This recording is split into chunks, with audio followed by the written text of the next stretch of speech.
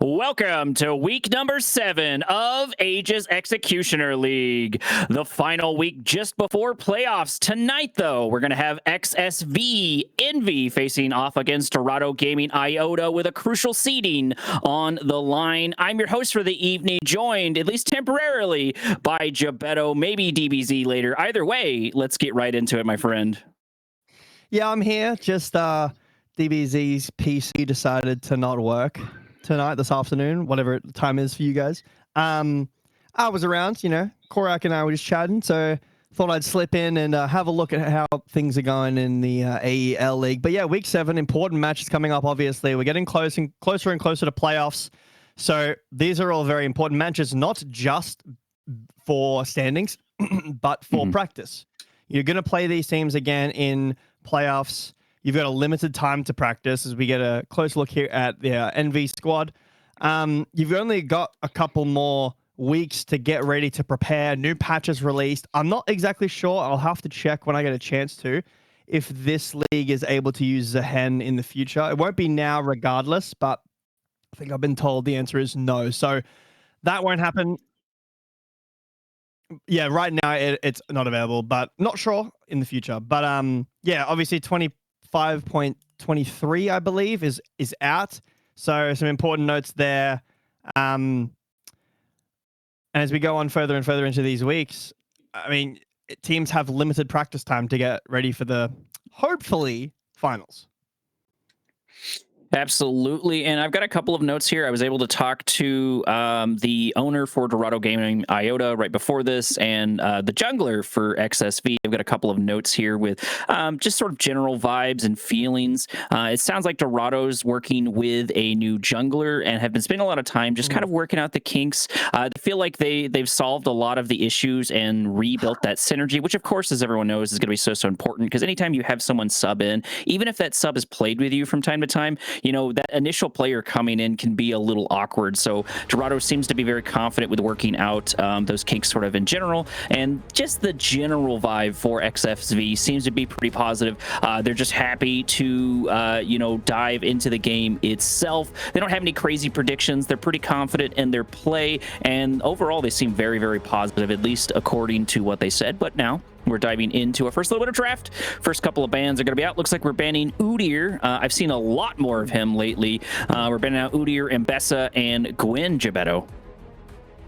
Just taking a quick look at these patch notes while I have a second here. A couple of nerfs towards 80 carries. Ashe, Caitlyn, Jinx, Kai'Sa, some others, but tons of buffs. What is this? 1, 2, 3, 4, 5, 6, 12, nearly 15 buffs here on different champions. And I know that this is a patch where a lot of the top laners are actually getting some time in the jungle.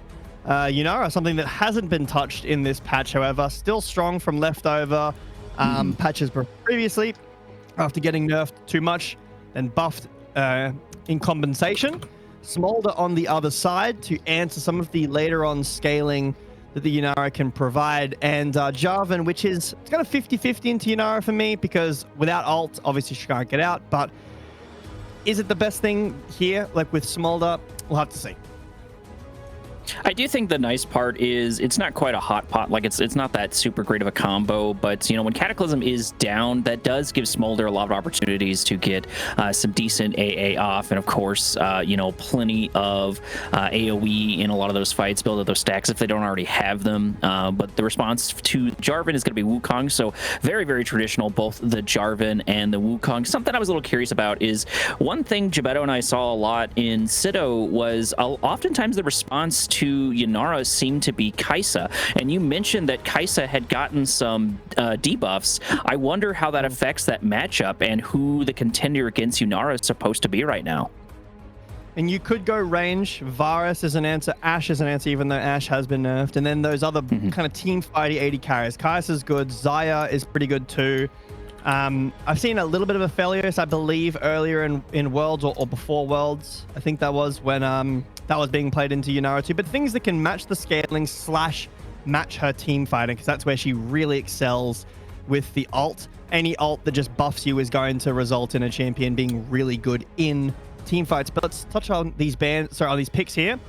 Long range mid laners, Syndra and Victor, pretty strong scaling as well. Both have that innate passive stacking ability of making your abilities do more damage or have extra effects. Wukong Jarvan trade has been very standard recently. These AD bruiser junglers highly prioritized recently, mostly because of Sundered Sky, but Wukong has been quite strong for a while just due to how strong his team fighting is. And next set of bans are coming out for Dorado, throwing down the Janna ban. I take that one personally. That is my girl right there, but she's no longer going to be in the game. We really don't see her too much in competitive. I really haven't seen her a lot in the last couple of months, really at all. I've seen a decent amount of Lulu, but enchanters in a lot of different ways have fallen by the waysides, unless there's really specific scenarios. Like, for example, Yunara's here, and I think Yunara and Melio pair really, really well because Yunara wants to get in range, and that's one of the biggest things that they nerfed. Next couple of responses are going to be Karma. I've seen a lot of Karma. Karma makes a lot of sense. That's a poke lane Smolder does not want to deal with, so I do understand that. And then we're banning out two very powerful, very consistent top laners, the Ornn and the Sion, Gebetto. I like this Rakan pickup. Great in the team fight, great with engage. It's very slippery and allows you to get in and out vision-wise, and there isn't a whole lot to catch the Rakan just yet on XSV's side. So Poppy still available if you want to go that. Could be a support Poppy. Wouldn't be too bad into the Jarvan Rakan. I could see that being picked up here. Oh, wait, though, I want to touch on your point about the enchanters. One of the reasons that these enchanters aren't super strong right now is just due to how much you need the engaged support. And as Nami gets picked, so we are seeing an enchanter, but these enchanters do actually play more, or sorry, see more play is what I should say, longer in Feel It. So when we get into our best of fives in a couple of weeks, I imagine we're going to see them here. Ban 2 tanks, take the third, makes sense from XSV here. Answer from Dorado. I mean, it's tough. Camille, an option. You could go Ambessa, which is banned, unfortunately, so that's taken away. Aatrox is up too. Something that can get moored. Have a free lane. You could go moored too. I'm thinking we need some more AD here. I'd love something driving, like a driving force. If you're not able to just go a tank, we'll have to see what Dorado go here. It is the Camille. Nice. Okay, so they've decided to go with the Camille. And this is a matchup I haven't seen too often. Cho'Gath seems to be very, very situational when it comes to the picks for the top lanes. Which is not the case, which has not been the case, at least historically speaking. Cho'Gath has been a relatively constant top laner, except for maybe the last couple of years. But right now, specifically, I think he just doesn't have the same kind of luster that he does. But you cannot ignore him. He is still good in very, very specific spots. This might be one of them, but I'm not sure, Gebetto, how he's supposed to fare specifically in to Camille. I think the beginning of the lane is quite Cho'Gath favored just due to the base damage, how difficult it can be to play out the lane. Cho'Gath is a lot simpler of a champion than Camille, but Camille will slowly start winning more and more exponentially as she gets Trinity Force and then some lifesteal and get that scaling up on the Q to the point where you can do a ridiculous amount of damage. Can't remember who it was who said this the other day, but I thought it was very funny. They said that Camille 2 late game is like a Cho'Gath ult, where it does like half health of any squishy's health bar. So I think that the Camille is a difficult one to pilot, but it's a good Camille game here. You can lock down these carries. Works really well with Jarvan. You've got long range from Victor, and when Smolder gets rapid fire cannon, he'll be able to land on there too. You've got engage from Rakan and Jarvan on the other side. I really like Wukong. I think Wukong is great, and if this Nami can play well, the peel from that tidal wave might interrupt the dive from Dorado. We do have a bit more of a front line when I'm looking at between the two of them. XSV has a bit more sustain and utility from what I can tell. They're happy to go forward and to sort of back up as well, because one of the big things with Yunara is with them nerfing her movement speed and her slow and whatnot. None of that matters if you're already going into her, and she's got those AoEs that she can slap down, which are super powerful. And if you're walking into it, it can be very, very powerful. And there's not, like I said, there's not an insane amount of tankiness. There's a decent amount of knock-up, right? We've got Flag and Drag, we've got Camille to go in there and nuke people, we've got Rakan for plenty of knockups, and the executes for Smolder, specifically Mustard. You know, that can do really, really nice sort of 1-2 combos, but they are kind of one note, but they do cover their bases, I think, with both the Victor and with Smolder themselves, as in they can move forward in a lot of different ways, but you have Victor and you have Smolder to sort of adapt to different tempos, Gebetto. I have to say, though, this should be a pretty late-leaning game in general. You know, Nami, pretty decent later on with some items, and then obviously you've got Smolder Yunara, Victor Syndra, and you've got the Wukong, Shogath, the Camille as well. Really, this team comp, or sorry, both these team comps scream late game fighting to me. They're really good at fighting and not bad necessarily at fighting early, but happy to wait for some items and obviously stacks on multiple different champions here. In fact, kind of funny, we've got what? Shogath stacks, Syndra stacks, Victor stacks, and Smolder stacks. So we've got a lot of stacking going on in this game. Only 2 of them are infinite, and I guess Smolder's a lot easier to get stacks, but yeah, then you might run into a situation where you run out of damage onto the Shogath, but I don't really see that happening as long as the Smolder stack's up to par. It might be difficult, however, for the first, say, 10 minutes or so, for the Smolder to start the stacking game, just because of Yunara's lane is so oppressive with Q wave clear, and Nami being a ranged champion, being able to kind of hamper what Rakan wants to do. He Ws in, it's very easy to hit your bubble on top of that. And obviously the wave if Rakan ever ults. So you can trade your abilities on top of the Rakan and deny any of engage. So I have a feeling the Yunara can have a pretty easy time in this lane. Could see some jungle presence down the bot lane to alleviate some of that. Maybe give the Smolder some snacks, because any team fight that starts happening, Smolder is better. Because the worst case for Smolder is he's going down CS, not hitting abilities, no team fights happen at all. Enemy team stacks Drakes, they don't contest. That's when you see the Smolders look really, really weak. If there's lots of scrappy fights, even if the Smolder's not doing well in the fights and the team isn't really, you know, Dorado is not winning them, the Smolder is winning them by getting those stacks.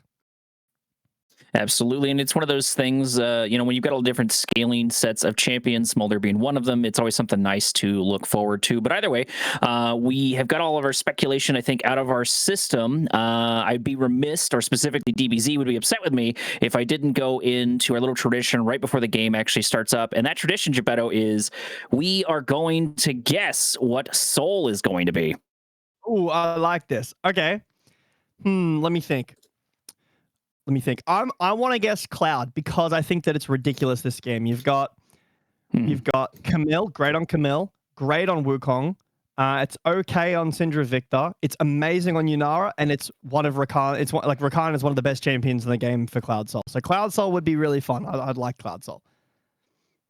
I'm going to go with something a little basic this time. I am a big fan of Cloud Soul, but I'm going to go a little boring. I'm going to go with Mountain Soul, because I would like to see Red Side get their hands on a Mountain Soul and provide them the little bit extra beef that they need, a little bit extra oomph to go into plenty of these fights, which I think are going to be so important and can really help them in a lot of ways, because they don't have, you know, like the sheer front line that you normally do. Either way, that's speculation. That is our predictions for the Drakes themselves. If you want to make a prediction, please throw it down in chat, but we're going to be right back in a couple of minutes. Not sure exactly how long. We're trying to herd the cats still into the game itself, but it should be about 2 to 3 minutes or so, hopefully.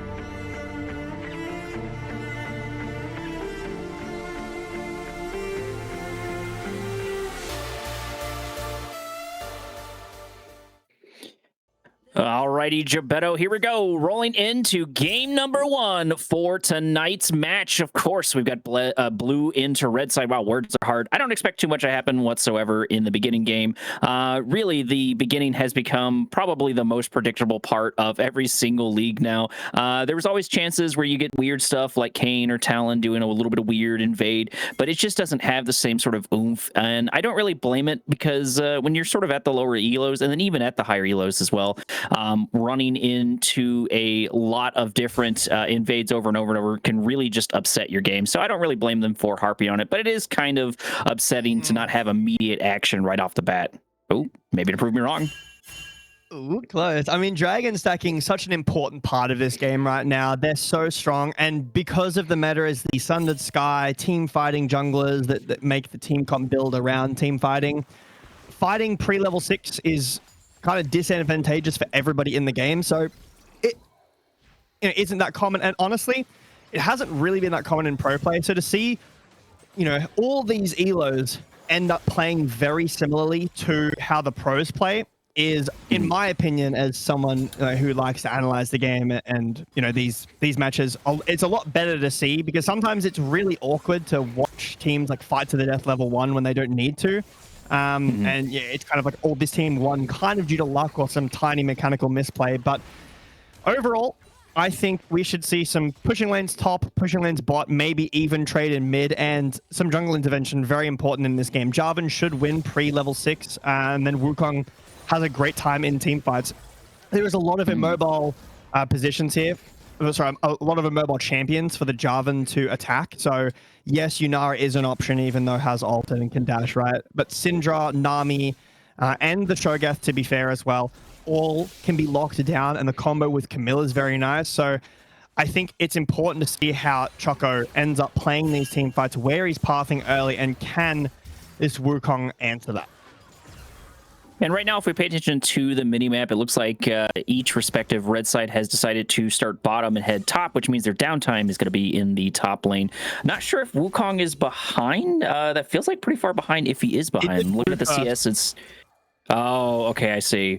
But even still, I feel like that's a bit slower. Either way, it looks like they're both going to end their downtime in the top lane. That makes a lot of sense. Getting Camille fed would be super helpful, but having a really massive Cho'Gath would also be pretty helpful for your team. I think the ganks are just about even as far as intensity when it comes to Jarvan and Wukong. Even when it comes to speed, I just think Jarvan's a bit of a faster clear, if I remember correctly. Yeah, this is actually a misplay here as well from Sutek, because he's down a level on this Scuttle Crab, so Choco can just walk in and win. However, we do have a little bit of reinforcements as Choco's already down about half HP. Wow. Flag and Drag is not good. First blood picked up by Syndra. I gotta be feeling happy about that one as the heal gets popped in the bot lane. He was also able to get the Scuttle Crab in that trade, and yeah, Choco should have won that, but because he's walking back and just tanking autos to the back, I guess you could say, to the back of the head, little bonks, he ends up taking a massive HP disadvantageous trade. Then really nice roam from Canella, and the EQ flag and drag tries to come through, but really nice out of the week, stops the engage. A little bit of trading here in bot, but Gremlin should be okay to walk away. Does still have flash available, but here comes the Jarvan. Jarvan heading its way down bot as the camera dramatically switches to top once again, but it looks like nothing's really going to happen there. Callie, G, and Volter happy to duke it out. One of the things I'm always a little worried about with Camille is, when she goes in there and she blows her entire kit, a lot of times she's just kind of stuck there, while Cho'Gath is a bit more consistent. So that's one of the big things I'm worried about with this matchup, and I think the skirmishing early on is really going to favor Cho'Gath for a lot of different reasons, and saving that knock-up on Cho'Gath for when Camille actually comes in on you can really disrupt her in a lot of different ways, and she can really, really struggle with that going forward. I am worried about Cho'Gath, though, once the Jarvan is down. I mean, I guess he can fire over the wall with that Cataclysm, but that is something I think is going to be a little concerning going forward. I mean, yeah, Shogat's clear is so much better than Camille's early, and Camille, similarly to Gwen, they are tank counters. What? Forced. He has so Volta leveled up to 6 there on the wave, walked up and faked that he was going to ult. So Camille has to flash away, or wasn't sure if she was in execute range there.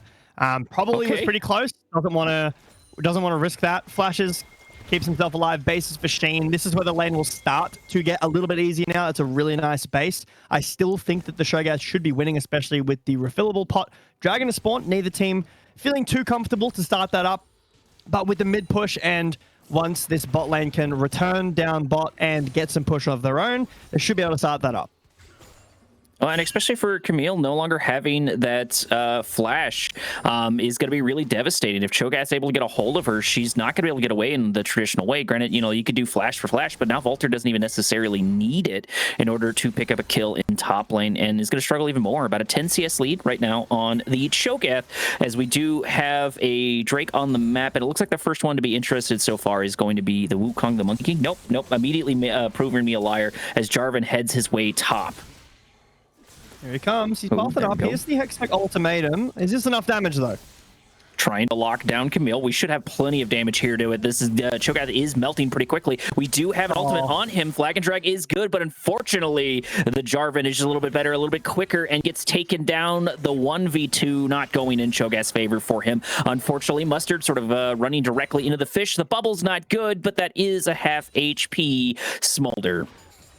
This is actually a lot worse than it feels like. Just like, oh, Cho'Gath dies, it is what it is. First of all, he could have lived if he had not fought and just flashed immediately and tried to survive. He has enough innate protections. Jarvan doesn't have ult, so he should be able to get away. The second thing is, as knock-up Grand Entrance does go in, and there you can see the bubble gets popped there, but won't result in a kill. But Wukong could have started the Drake, didn't, so went up to the top lane. So there's no trade on the other side for XSV. And the other thing as well is that Camille got the kill, right? Which is going to make this lane, much easier for the Camille now. I mean, we're still a little bit away from Trinity Force, but once that item has been finished by Kali, it's going to start getting much, much worse for Volter on this Cho'Gath. And Dragon still hasn't been started up. Pretty late one. This means that the stacking will obviously be later. It's fine for both these teams who are happy to scale. I'll have to ask production a couple times in the game. Grand Entrance hits. Young going to take a W. Mother going to get called in. Flash over the wall, so it's not going to be good as Evil goes in. Flag and drag come in. Cataclysm, but it's not going to be enough to lock down this Yunara as mid continues to fight it out. However, Jarvan's still here. This is a pretty easy dive. Look how low they are. I don't think they're going to be able to get the flash is good. He doesn't even need a flag and drag. He just gives a little love tap. The W is in immediately for the knock-up, and the kill is pretty easy at that point. I don't think there was any way for them to get out whatsoever. That brings our score up 1-3 right now in Dorado's favor. Production highlighting and whispering in my ear, 65 stacks on Smolder. We will be checking back in with that. But again, remember what we were talking about on draft. Smolder loves these fights. Even if that didn't go well, it stacks over to Smolder. But I will say, incredibly clean dive. A mistake from XSV there to stay under the tower at those low HP bars. You're guaranteed dead. You may as well try to run away back to your tier 2, the safety of your tier 2. You risk dying, because if you stay, you are 100% dead. Good news, though, for XSV. Finally, some good news. The grubs were secured, and now actually starting up this Drake too. Members of Dorado are pathing over here, though. Grubs indeed down as we're working on another objective. Getting both these objectives would be pretty nice, but I think that's going to be a bit of a tall order because we're doing a bit of a nice rotation. Nobody deciding to go for Drake just quite yet. It looks like Chucko wants to get his hands on a buff before even really kicking it off, and I don't blame them. They seem to be a bit ahead of just sort of Wukong in general, so I think they can choose to play this out. The tempo so far is in their favor. And something I wanted to mention before that fight really kicked off is I wanted to compliment the bot lane for XSV, because despite the fact that Rakan has a low-cost, really powerful Q to continue heal over and over, every single time Rakan got that heal off, which can really dictate a lot of different fights, they punished it immediately. Speaking of punishing, Wukong here, waiting for something to happen. Young, very happy to play directly into the face. There it comes the knock-up. Mother going to get called down. That's going to be the execute. Smolder shouldn't have any issue getting away from this. The flash is good. Smolder still happy to build stacks and get kills, and now he's sitting at 2-0. Things are starting to get scary. Speaking of scary, Kali G going in on Volter. Chucko once again bombing the Cataclysm. That's 2 ults to take down 1 dinosaur in the top lane. And it's all Dorado so far. Korak, they win the 2v3 in the bot side. which honestly didn't even feel like a 2v3. Wukong was never really able to get involved, has flash and ult and couldn't close the distance. And then in top lane, really nice gank from Choco, takes down Cho'Gath yet again. The dragon hasn't been secured by either team yet, but Mustard, got to be careful, needs to flap over the wall. Here comes Choco, pushed away by the Scout of the Week, chunked out pretty low, so this should go over to XSV. Ooh, the bubble is good as well. Young pretty happy to just duke it out in the front line despite being the enchanter. Wukong going in. The Cyclone is good. That's going to be our first shutdown. This is the best opportunity for XSV to turn things around. Picking up a second kill. That damage to the Jarvan on Choco really turned this around. And that's one of the nice things about Syndra is she has so much early damage to chunk. Choco, pun intended, worked out so well in their favor as she tries for a couple of plates in mid lane. But still, she's now sitting at 2-0. Really well played from Sutek as well. Instantly, who's the target? It's the Smolder. Straight on top of him. That fight, even though the dragon went over to XSV, if Smolder didn't die and he was hitting there, I would have said it's okay. You lose dragon, you don't lose any kills really. The goal is even. And Smolder stacking. Instead, this is a fight where that's not the case because Smolder gets insta-popped and he's not able to generate stacks throughout the fight. Is 2-1, so obviously has a gold lead, finished that first item. It was a great target onto the main character of this team, and you can see the gold lead still favoring the Smolder and bot, but Canella on this Syndra, making his name known in this game so far. Big, nearly 1k lead on the Syndra, who needs to continue to move forward with Wukong and carry these team fights. If we can do something similar, the game's gonna teeter back into XSV's favor. Speaking of favor, Canela being about up a 1k. Finally, we're getting a gank here for on top of Kalaji, I should say, as they're already down to half HP. Wukong should have plenty of time. There is the invisibility. The flash is good as we're trying to lock down Kalaji. The knockup is also good. Kalaji going back in, locking down Cho'Gath, but it's not going to be enough. Jarvan, Choco here for a little bit of flag and drag. Wukong not wanting to fight this whatsoever, but the Q is good. A little bit of love tap from Wukong, and it looks like we're going to back off. We're going to get the rotation here for Syndra, so I don't blame them. Young running directly into Mustard, trading back and forward there. Really, really happy to play aggressively on the Nami. Gotta love to see it on Enchanters. Pretty tough escape there from Kali. Nice try. Was very close. Nearly got away. I think immuned the ult, or tried to, at least. I'm not sure if you immune Cho'Gath ult if it goes off of cooldown or if it actually gets cast. Either way, it was very close. Nearly got out. A nice attempt as well from Choco to come up to the top lane and even the trade out, but doesn't die himself, so it ends up just being a 1-for-0. Nice grand entrance there from Gremlin. We'll find a little bit of chunk damage. And I have to say, this bot lane has been pushing like I was hoping, but I feel like I'm left wanting a little bit from this Nami so far. It's been taking some very disadvantageous trades. It's down a lot of health all the time, which is unfortunate because, you know, Nami has healing. I guess Rakan does too, so it kind of evens out. But yeah, I really need to see more from this bot lane on XSV as they try to go forward, and the Smolder will just flap away. Grand entrance misses. It's very in and out, this bot lane, right, Korak? And it's really hard to land onto Smolder. You need your Wukong there to really get that done. Absolutely, and I think Dorado's playing this so well. They know the strengths of their champions. They know they're very happy to just sort of skirmish. Smolder wants to bide his time, wants to build up stacks, and that's exactly what he's doing. Even if sometimes they're losing some of these trades and some of these fights, you know, this is going to be a very, very happy Smolder. Gremlin taking a bit of damage here as the W is good, forcing a flash from Evil, and now Jarvan here looking for a flag and drag. I can feel it, but it looks like it just wasn't in the cards. Yeah, nice try. Again, this bot lane is just so slippery. Wukong's up in top, though. Will be spotted on the ward. Kali should be able to get out pretty easily with the... I don't actually know what that ability's called. The E. Grand entrance hits. There's a W. Mother going to get called in, locking down Evil, fallen. This is so much damage. Yunara going over the other side. The bubble is good, but the damage just can't keep up with all of these health bars. Gremlin having to force their way out, and this should be a dead fish. Yes, indeedy. Sure, Rakan got it, but they got to be feeling happy with that. Smolder's got a little more time to build more stacks, get some more CS, and of course, go for some plates. All right, well, I've just got some insight here. I was chatting with my good caster friend Ozzy here about this Yunara build. We had a lot of discussion when Yunara was coming out about what's Yunara's first item.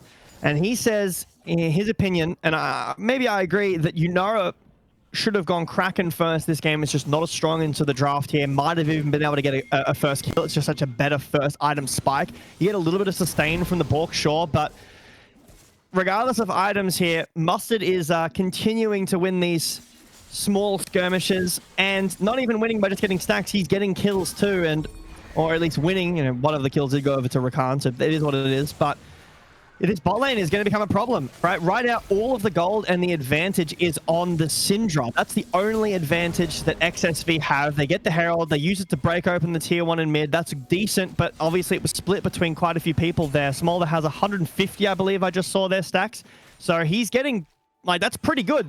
10 a minute is really, really good in mid lane against a melee champion. Like, that's what you're expecting when Chovy's against, like, a Galio in mid. He's, like, 12 a minute or something, and this is pretty close. Going in with the Cyclone. Victor in absolute trouble. I don't think there's really any way for him to get out. At this point, you may as well just give it to the Yunara. You get some gold on Yunara. That'll do a lot of work. Just give it to her. Come on, guys. We do. No, we give it to Syndra.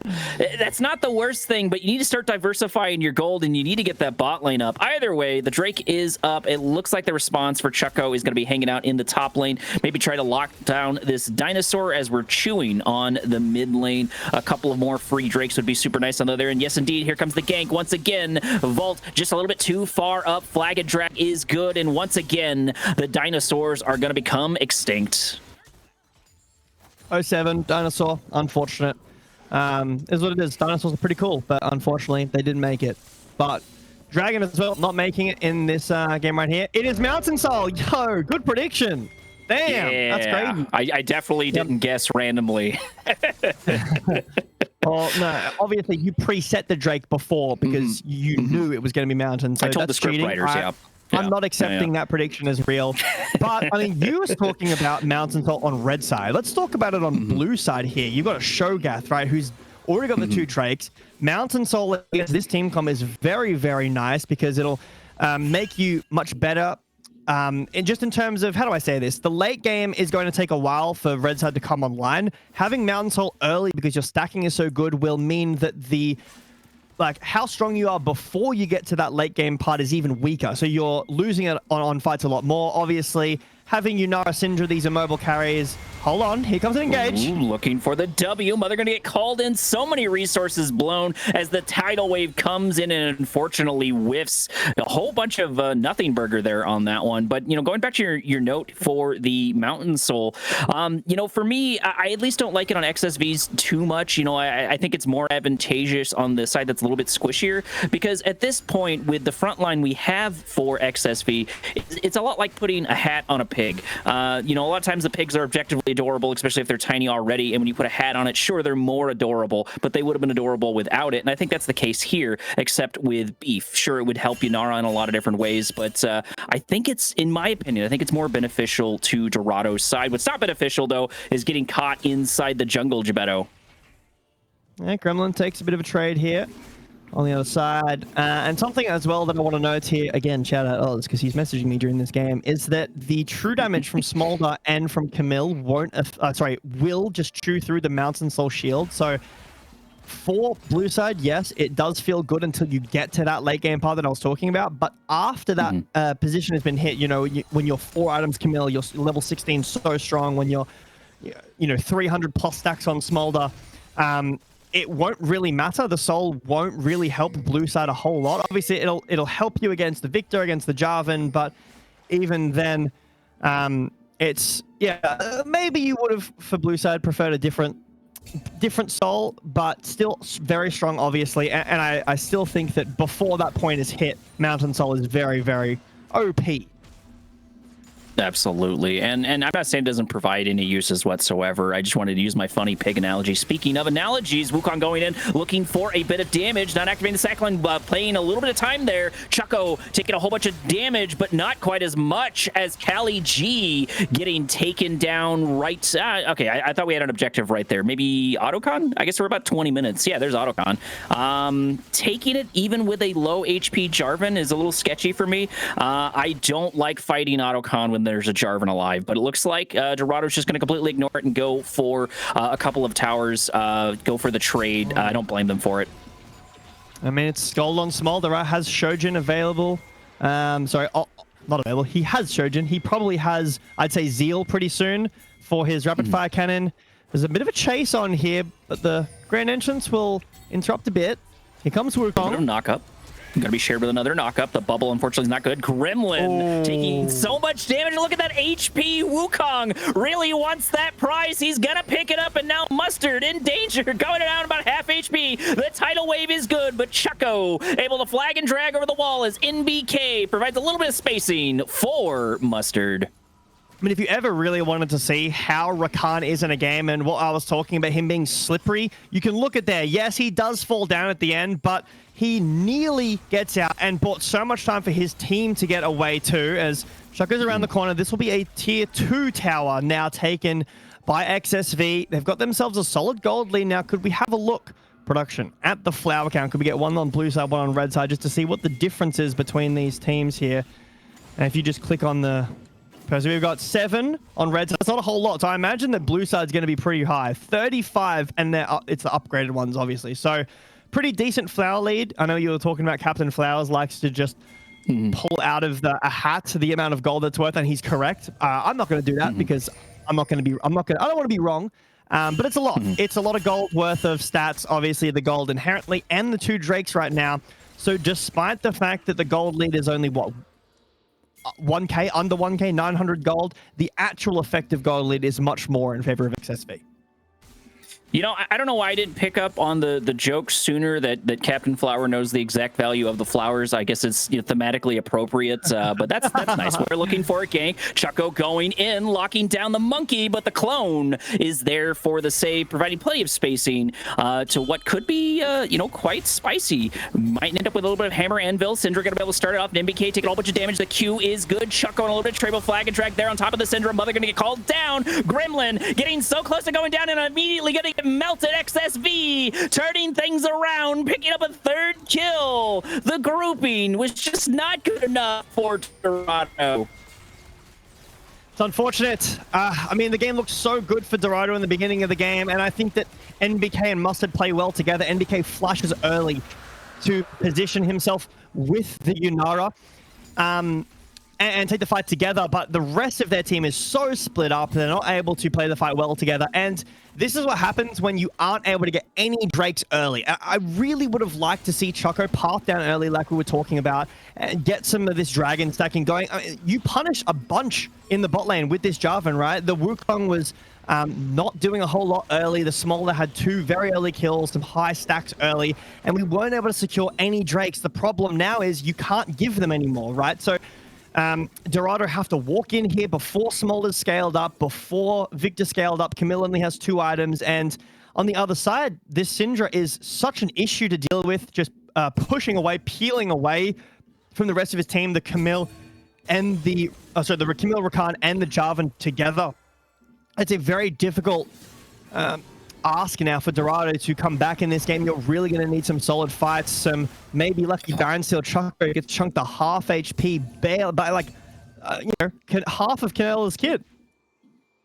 And that's the thing that's been really consistent on Canella. I just realized we're sitting at 6-0 on this Syndra, so you know, maybe getting her fed was the call. She seems to be doing quite well. However, that is a double-edged sword. Cho'Gath seeming to fare a little bit better into Kali G, but Kali G still happy to duke it out, I think. Yes, indeedy, there is going to be a dead top laner as the dinosaur takes a bite out of Kali. We should buff tanks, by the way, guys. In 25.23, we buffed Sion, Mundo, Ornn. They need buffs because apparently counters aren't supposed to counter. Anyway, well played from Volta. I shouldn't be rambling about balance patches, but what I will say is that is a terrible omen for Dorado in this game specifically, because this is, in my opinion, one of your silver linings is a hopefully good matchup from the Camille into this Shogat that you counterpicked it with, right, on R5. If you would, you know, able to get that kill, threaten this tier 1 tower and bot, you'd have a lot more room to breathe on the top side. But instead, Volta now putting pressure on the tier 2 in bot lane. Kali has to come back down, does have TP available, but this tower is just gone. Let's see, he is 3 levels down, so maybe that's why. Let's see, can he win round 2? I don't think so. I don't think there's a problem here. He's got ult already, right? And yeah, just immediately going to eat him. That's going to give them number advantage in order for them to get their hands on Nasher. Really going to love this one. Not only does he have Scarf, he's got Mittens, 3 hats, actually.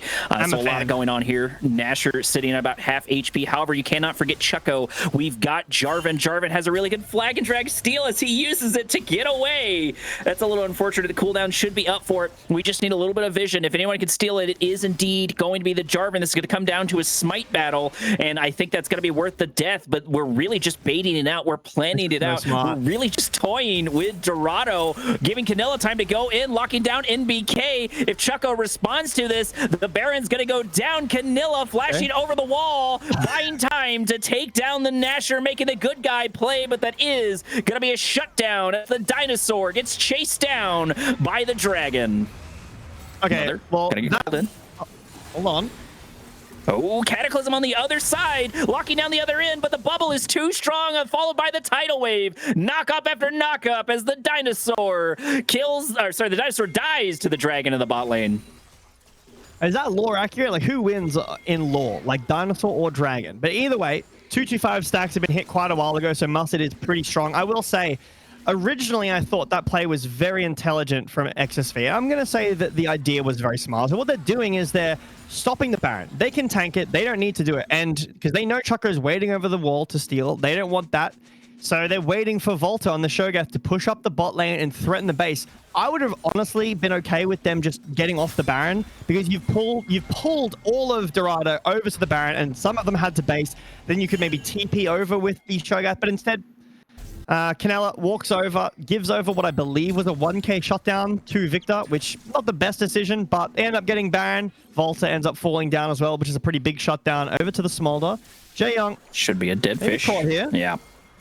There's no way you're going to get out. Redemption is down, but yeah, it's immediate sushi for the dragon, able to pick up the kill, not the worst thing. Sitting at 4-1, we definitely have our full stacks at this point, probably sitting pretty high. I remember about 16 minutes, we're about like 150 stacks.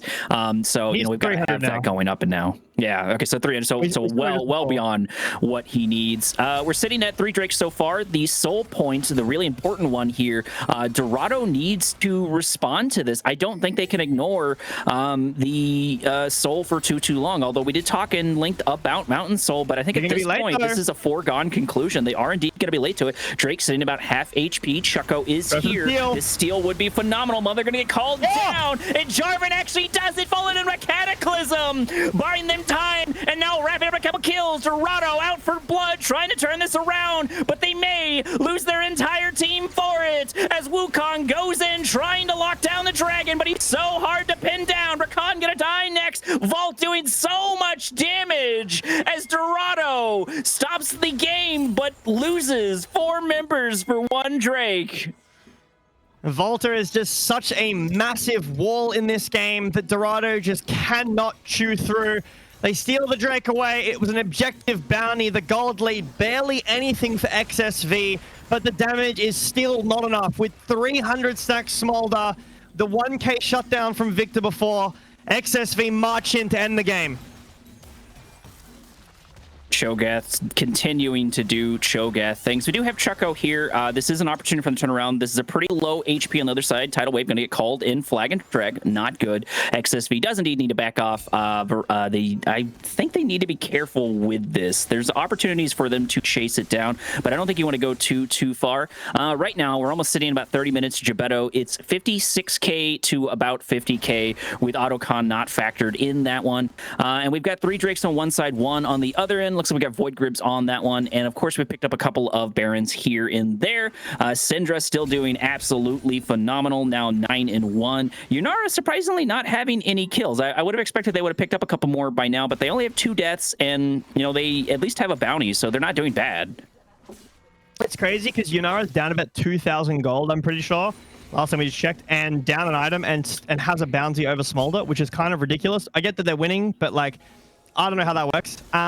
What I will say, though, is the rest of XSV, specifically the top side here, the this Syndra, Wukong, and Shogun, they're just doing such a great job in these fights. Canela on this Syndra is completely disallowing all the engage from this Jarvan, from this Camille. It's so difficult for them to get in. And Camille, you really want her to be ahead. She's down 2 full items at the moment. This Shogun is completely unchained. He's up 3 levels on Kali too. And it feels terrible when your solo laner, the Camille, is even in levels with your Smolder, who needs to be babysat for all of the game. This Smolder is really strong, though, because he's got 4 items. The Victor has 3. You're in a pretty decent position right now. You've got level 16 Victor. I'm assuming we've got all of the levels upgraded. Kali is able to buffer that away. Should be fine here with a nice slow. Doesn't have flash available. Does want to continue it. There's going to be the second Cyclone. The bubble is not good once again as Kali locks Wukong in there, but that's exactly what they want. Mother going to get called in. And I think we got about a minute before this next objective does come up, so that's going to be a little more gold in the pocket of XSV. Dorado really struggling in game number 1, though. As we hit dramatic pause, hopefully this isn't the weird crash bug I've seen from time to time. My last cast, the first one died just like this, and I'm hoping that's not the case.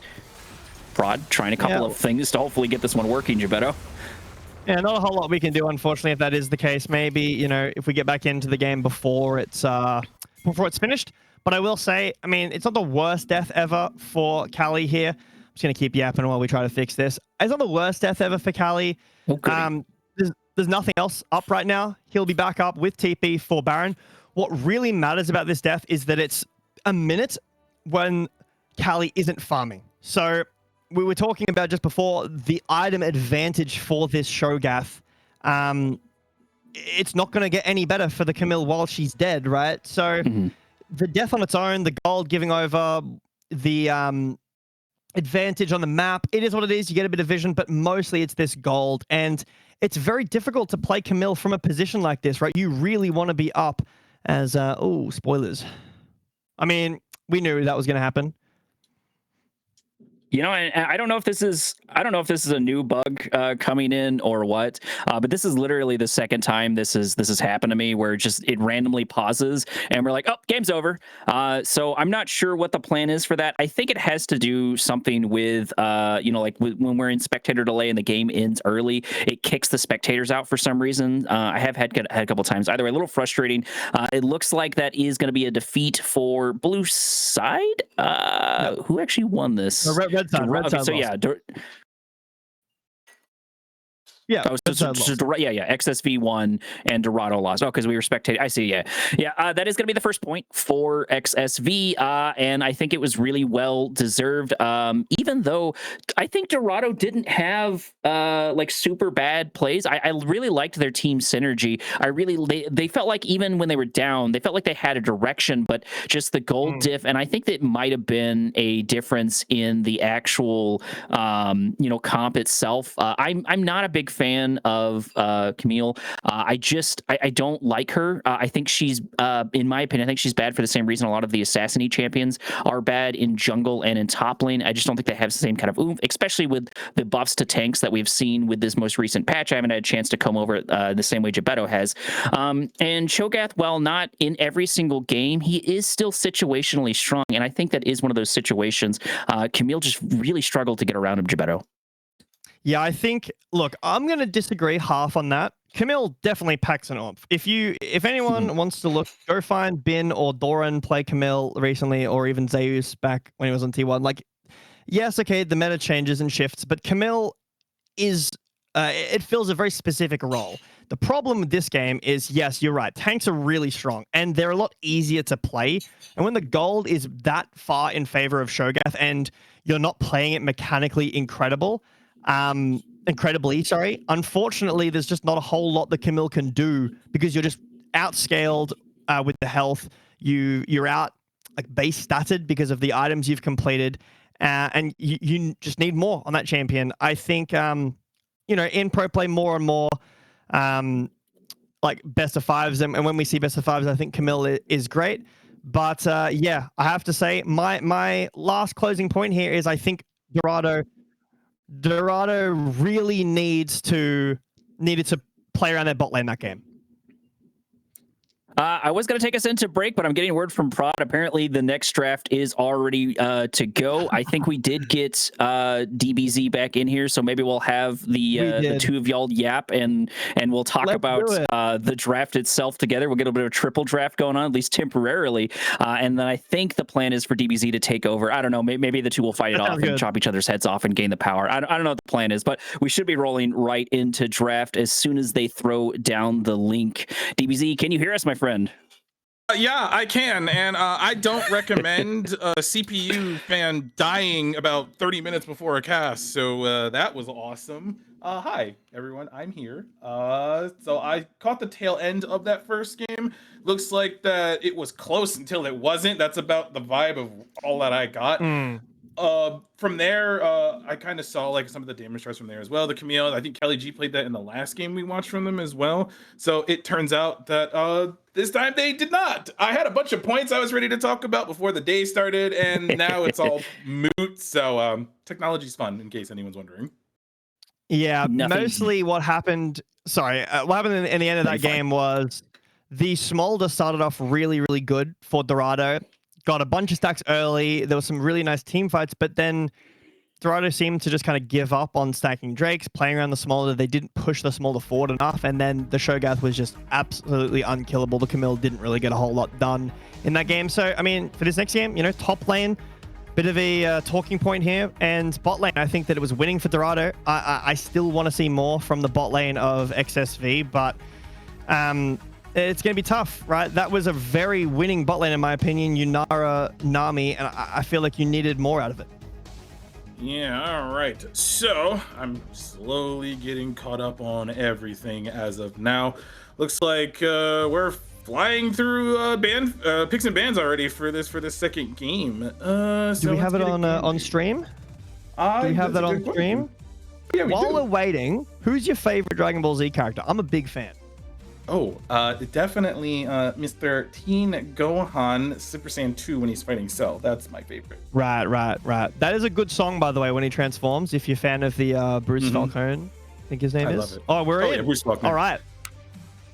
Nice. Okay, so draft. Hi, we're here. Draft. So let's see what we got. So it looks like Dorado's on the blue side. XSV, as I always say it wrong every time we've casted them, are on the red side. So we're just gonna fly through this. So we have Aurora, Kane, Gwen, and then we have Mbessa, Udyr, Lilia. Udyr and Lilia make a lot of sense because Dorado's jungler loves to play those two junglers. They've had some growing pains with them as the split has been going on, but it's been kind of picking up as the season's been progressing.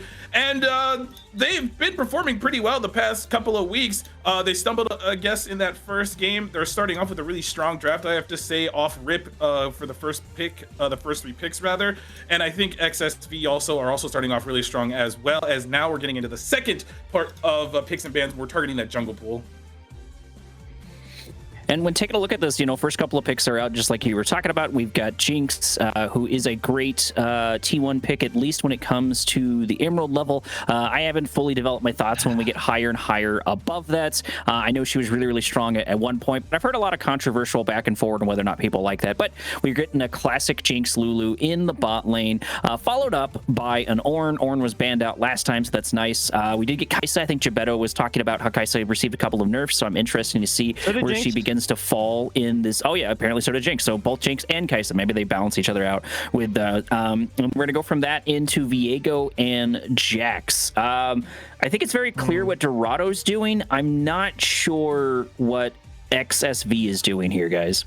I can fill you in on this. Yeah, so both teams are heavily scaling.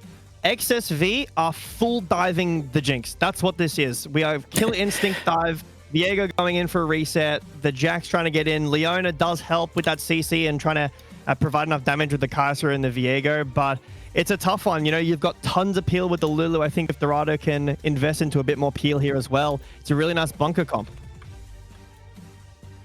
So now, oh my lord. Oh, this is Malphite jungle. This is Malphite jungle. It just got buffed. Please. I mean, Orange jungle. We were talking about this earlier, I think, off stream. I saw Popelter do it yesterday, actually. It was really disgusting. The clear was good. The damage was good. Rounding off with Vigar as well. So maybe it could be Ornn or Malphite jungle. I think both would be fine. Vigar also, again, the Wii scale aspect. So hopefully we do something kind of like that in the mid lane as well. I was going to say Syndra. Syndra's banned. Just kidding. She was played in the first game. See, this is what happens when your computer dies on you. You miss things. So lesson learned here for everyone in chat. Oh, Absolutely. There's our final pick. So we've got Vladimir, which means that Viego, and I have seen Viego a couple of times uncomfortably in mid lane a few times. I'm not a big fan of it, but I've seen it work each and every time. It has popped up, at least when I've seen it. Granted, that is a very small sample size. Jack's just sort of in general very, very powerful. And I do think this fits what y'all were talking about, where you have said this is, we just want to murder the Jinx immediately. Vladimir can do that. We can lock them down with Leona. We've got so much stun and so much murder on XSV's side. Oh, okay. We got baited. That's not Kai'Sa, everyone. That's Twitch. You can tell because one's purple and one's green. I think I like that. Yeah. I think I like that better, unironically. Like, actually. Like, with the Leona and the Vlad in particular, I think I like that better than Kai'Sa. Granted, with the Kai'Sa, you could, have her just kind of come from halfway across the map with a Leona stun or a Jack stun or a Viego stun. But I think with the way that Twitch operates with the sneaky, flaky type of deal, if he can get that backline access to the Jinx or the Lulu, assuming he doesn't get blown up prior to that or polymorphed, then I think that is a pretty good pickup for XSV. So it opens up a lot of opportunities also in laning phase as well, and you can kind of bully out this Jinx as much as you can. The Lulu will make it a little hard, but I do like what we could potentially see in this laning phase for this red side. I will say, closing thoughts for me on this draft, the identities that I was kind of talking about have fizzled out quite a lot. Vladimir doesn't dive. He does kill Jinx, yes, if gets on top, but so low range, Jinx, it's impossible for Vladimir to get on top of a Jinx in this game, especially with a Lulu and a Veigar on the other side. So this is more of a reset comp for Viego, which it feels a little awkward. I really don't see the line here of this comp. And then on Dorado's side, we had this great peel comp, and the Veigar matches that. But with the Malphite jungle now, you want to be going forward. Malphite has no help for Jinx at all.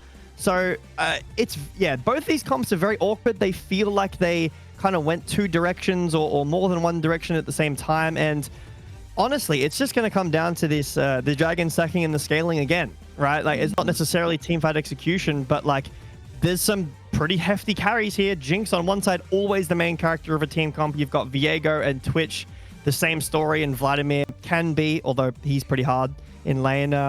But yeah, scaling again.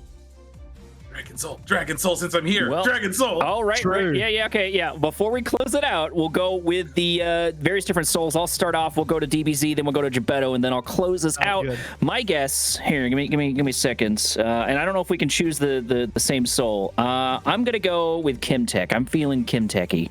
Better do Mountain. Mountain. All right. I'm gonna go Ocean Soul this game. I think good Ocean Soul value. It's kind of slow build up of damage. I think it's quite nice for both these teams. Well, there are our predictions down. We'll get to see who's right going on. So far, I am 1-0. As soon as DBZ's not around, I win one of these. We get a guest appearance and I win one. But we're going to roll into a quick break. I'm going to guess maybe I'm right this time as well. Hopefully about 2 to 3 minutes for that speculator roll down. Make sure to grab yourself some drinks and refreshments, and we'll be right back. 日本国内発送のみ？あ、それなら全マーケットね。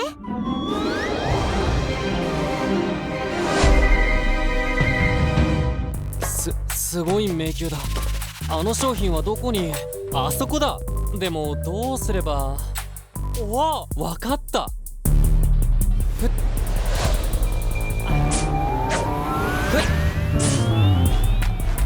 っと。はっ。はっ。よし。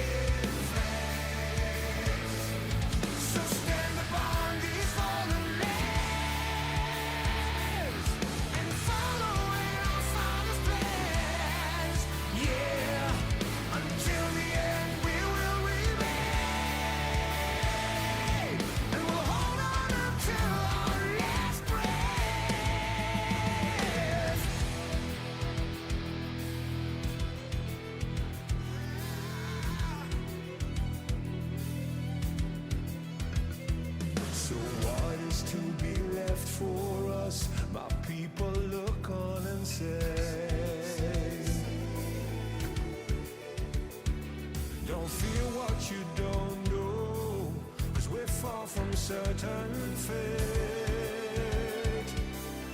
And we'll make our final stand, lost in the dark. We've come so far, another step to rid the pain. Go and be counted till your last day, 'cause only nightmares break their flames.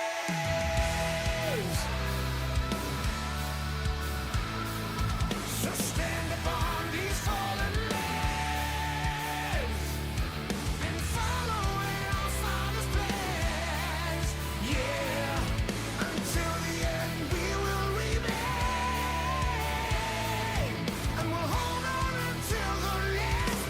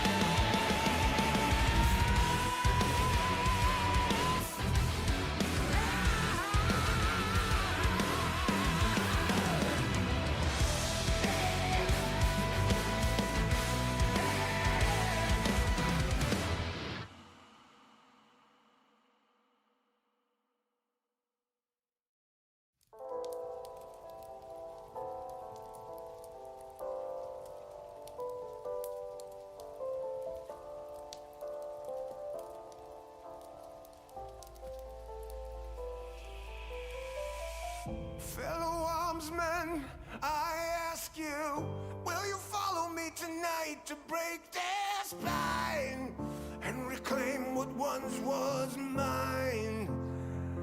Those cravens backstabbed me, deceived me. Never shall I tolerate their crimes again. Now let the hunt begin. Oh, 7,000 souls scared and daunted, such a tale of woe. Not too long ago, this village was a golden scene of hope. Call down the reckoning to bring back hope and peace, restore our gloria to live forever. Bring down the dark regime. I know how to unleash eternal power. Lead us to order. I am the light bringer.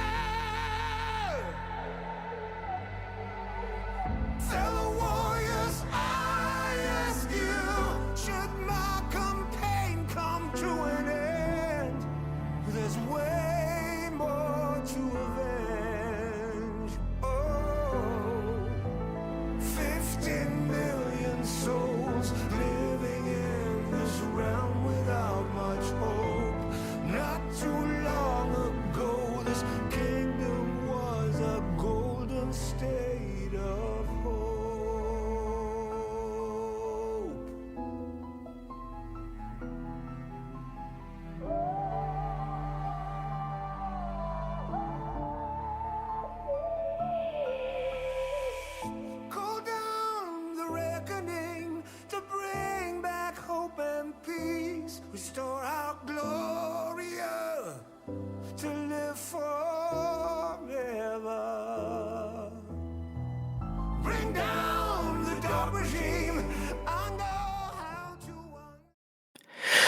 Alrighty, everybody, we're back rolling into game number 2.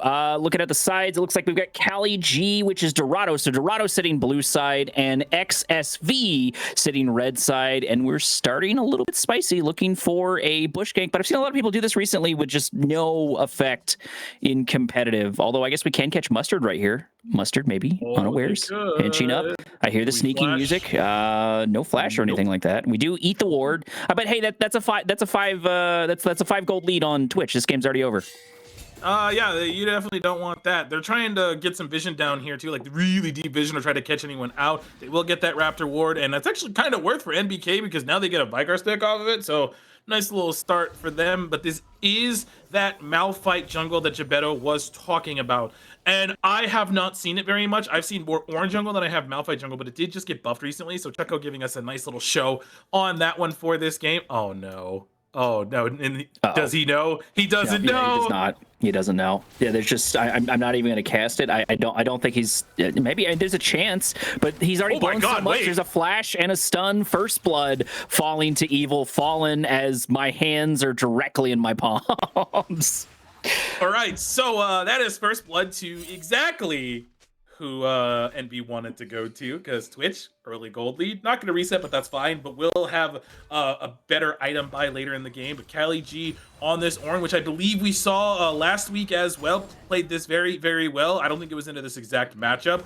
But we saw like the night and day difference of how Cali G plays the game, playing the Camille in game 1 last week, and then now Ornn game 2 in the week as well. And Viego getting a really nice invade here, but did not secure the Gromp, I think. Did they? Oh, I think he did actually. He has 8 CS, but just getting this pressure here.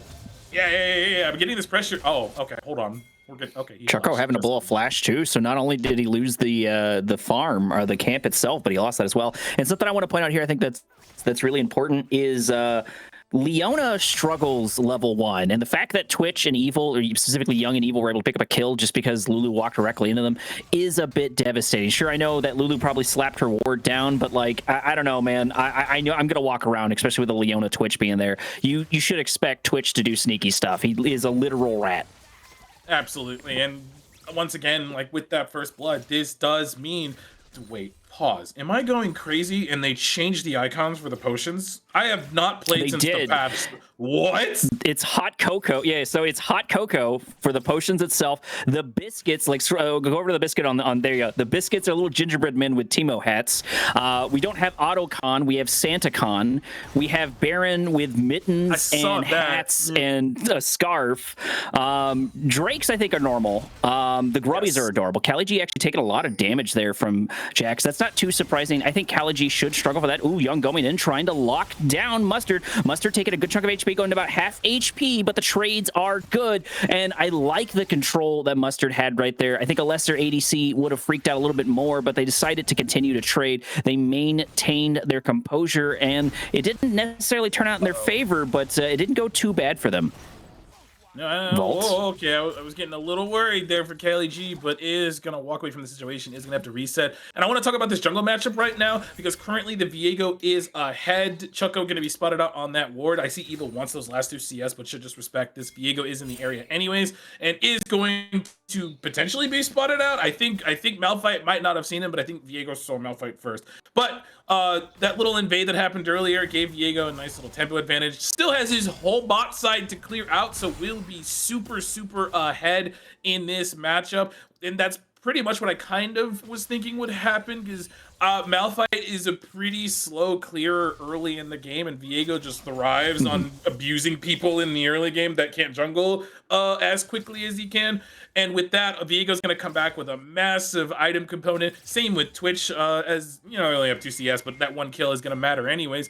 But wow. This is a really good start for Envy. They're most likely like, okay, you know, let's keep doing what we're doing. Keep up this pressure. We have the first Drake in 13 seconds that will be on the map. And I think from there, as we're getting a weird Hex flash, nice. I don't think that, oh, they did see them. I was like, yeah, what are we doing?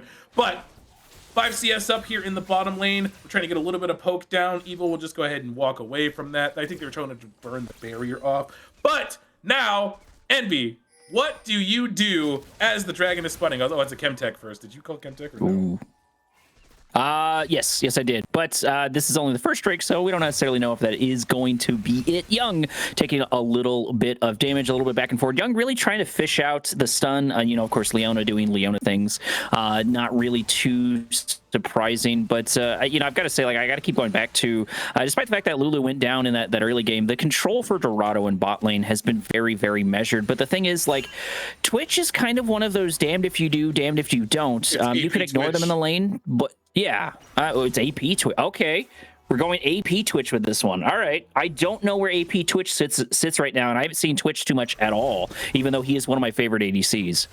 Oh, the E does so much damage. It's typically a Nash's Tooth first into, I believe after that, it's either Blackfire Torch or Leandry's off the top of my head. In fact, it's very obnoxious to deal with. It does a lot more damage than people think it does, and it is insane, especially with this Twitch already being slightly accelerated from that first blood from earlier. You gotta imagine, like, okay, well, we need to kind of be a wee bit careful with this guy and just kind of respect the damage that he could pick out. So I'm gonna get the AP build right now. It's Nashers, into Deathcap, into Lucidity Boots. From there you can go either Zonia's, Banshee's Veil, and then kind of interchange between that. Call of Forge God getting called in by a flash. That's going to be 2 flashes, 1 on each in, as not only Kali G makes it out, but so does Volter. However, Chucko maybe looking for a gank. This would make sense. He liked his early ganks. Going to try to lock down Volter. Volter was going to go for the plants, but is only going to find death instead. There's an opportunity he can get out if maybe Vlad can get over the wall or something, but it looks like it's going to be a ward and a hop over the wall, escaping just barely. Oh my lordy, the Flash is trying to secure the kill, but just the ward over the wall, and Volter is able to get out of that really awkward situation and save their own life, and I think that's completely worth it.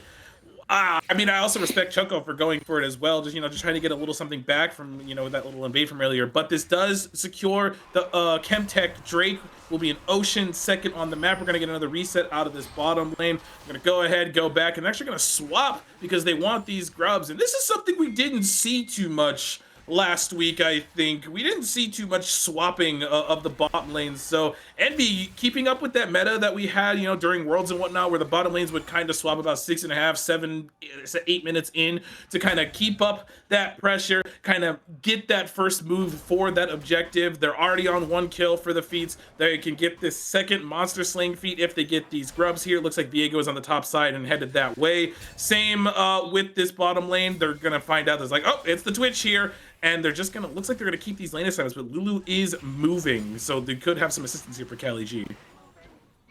Rina is down, but Vlad really doesn't care too much. Not only can he wait out that entire arena, he can just use a get out of jail free card and immediately skirt over Void Grubbies. So it looks like XSV wants to get their hands on it. Look, see, they've got little tiny hats. I think they're probably the most adorable they are. You know, who knew adding a singular hat?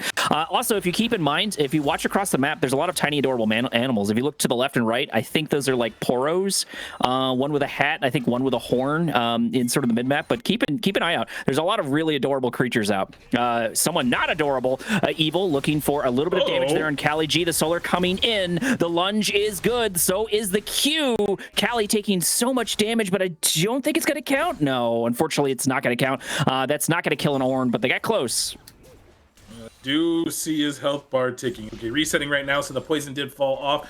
But that's pretty much what I'm expecting, is Leona to go in, Twitch presses R, and they end up, you know, getting a kill here. They should get a plate off this. Kali G is dangerously low to be here. This is also a massive wave and does not want to give this up. But we should see a swap back now. The bot lane should go back, or these bot laners should go back to the bot lane, rather. Jax might catch this wave and reset topside as well. Maybe even, not even reset at all. Just kind of stick here, wait for this bot lane to come in. Maybe they might make a play. I could foresee a play happening, but the Leona ult is halfway off cooldown. The one thing about that cooldown, it is very, very quick. So it allows XSV to make the plays on their terms. It allows them to make these kind of shot calls I assume that Jay Young is going to make throughout this game. And with the Twitch on your back, with as strong as he is, yeah, the Nashers is about halfway done. Once that is completed, the Twitch is going to do a lot of damage. They have a 400 gold lead right now, and that's really just off of the back of that first blood and this massive jungle farm lead.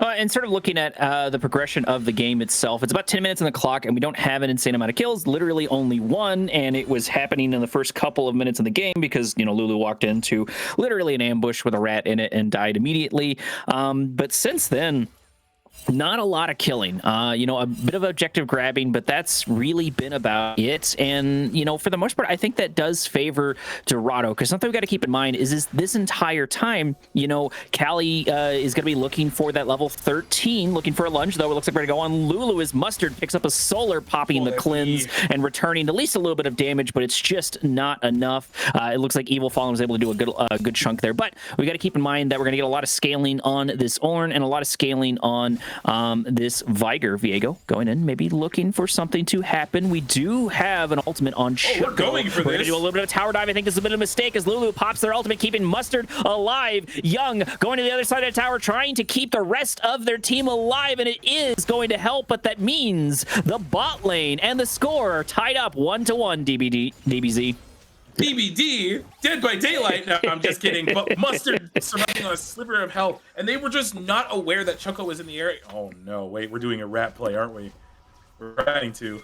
He doesn't have ult, so I don't think we get much of it off. And I don't think he reaches it. I think it just dies. Okay. Yeah. Woo. I'm not gonna lie, I was a little nervous there. I was like, there's no way, right? But it's all right. So a kill to the Jinx, massive. Tailwind's now done. She got a little bit of extra gold earlier when she was by herself. She was ahead in CS for a little bit. That was a little train I just saw on the side of the map. What? Yep. It shows up from time to time. Look at the creature to the right. Prod, go far to the right in the bottom right. There's a horrifying creature. Yeah, you see it? What Haunting. is that? There's a train. The train's there too, a little bit further down. Oh yeah, I see that. What the heck? Yeah. It's a snow Urigot. That's what that is. What the heck? Oh god. I mean, wow. It does look pretty gross, so that adds up for sure. But silly map things aside, sitting at about 12 minutes on the clock, like I said, score tied up 1-1. The objective should be up here sooner rather than later, as Valter and, of course, Callie G duke it out in the top lane. They both have TPs ready here for this invasion. Choco chomping at the bits, waiting for something to happen.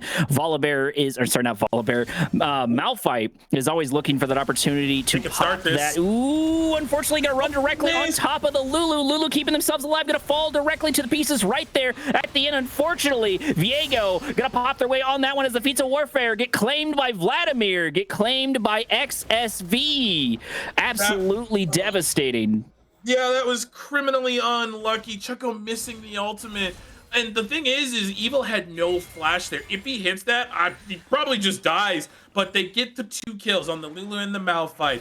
That's the feat of warfare now done. There's also monster slaying feats now done. We're 13 minutes in and feats are already been claimed by XFV and V. So they're keeping up this tempo. They're starting to put the pedal to the metal on this one. And I gotta say, this is insane from what I am seeing right now. This is really clean gameplay coming out of this team.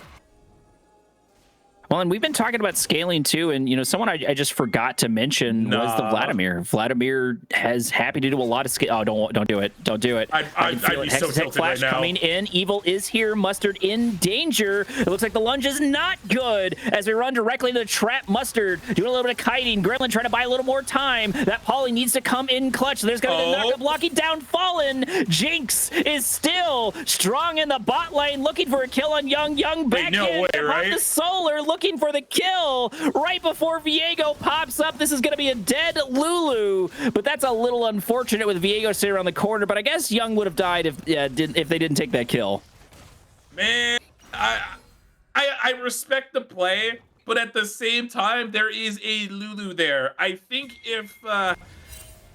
if they just kind of reset there and just kind of leave it alone, you don't give that shutdown over. And like we see, the Jinx is ahead in gold because of that as well. She's also ahead in CS. So there's still that late game factor for the side of Dorado. The Jinx, as we all know, when she has a lot of gold, can be utterly insane to deal with. The Tailwind is done. She's most likely working on Infinity Edge or Runon's second. And when she hits that power spike, okay, it's the Runon's, but when she hits that power spike, it's going to be crazy what she's going to be able to do. But speaking of items, we have a lot of first items across the board. We have the Rod of Aegis done for the Vigar, the Frozen Heart on the Malphite. I thought we were going to do something a little cheeky, but it's Frozen Heart, that's fair. We have Sunfire Cape done on the Ornn. Triforce is done on the Jax Cosmic Drive, and there's that Mashers I was talking about as well. So if this is gonna be, I guess we have an Amp Tome, so I guess we're not doing Rabadon second. I'm really curious what the rest of the build path is going to end up being here. But the Rift Herald was taken on the other side of the map. Choco is here. No flash on Twitch. We pan away, I guess. Volter gonna have to worry about Kaliji's Call of the Forge. Got the knockup is good, and this should be a dead Jax. Yes, indeed. But Viego here to steal some of the glory from Kaliji, looking for that kill. There's gonna be the dash as the tower falls on their side because Shelly got deployed over there. I forgot to mention Shelly's a reindeer. Rudolph the Red Nose Ranger. Chucko going in on the bot lane, going to try to lock them down with an ultimate. Evil Fallen taking a bit of damage, but it is going to return directly onto Chucko.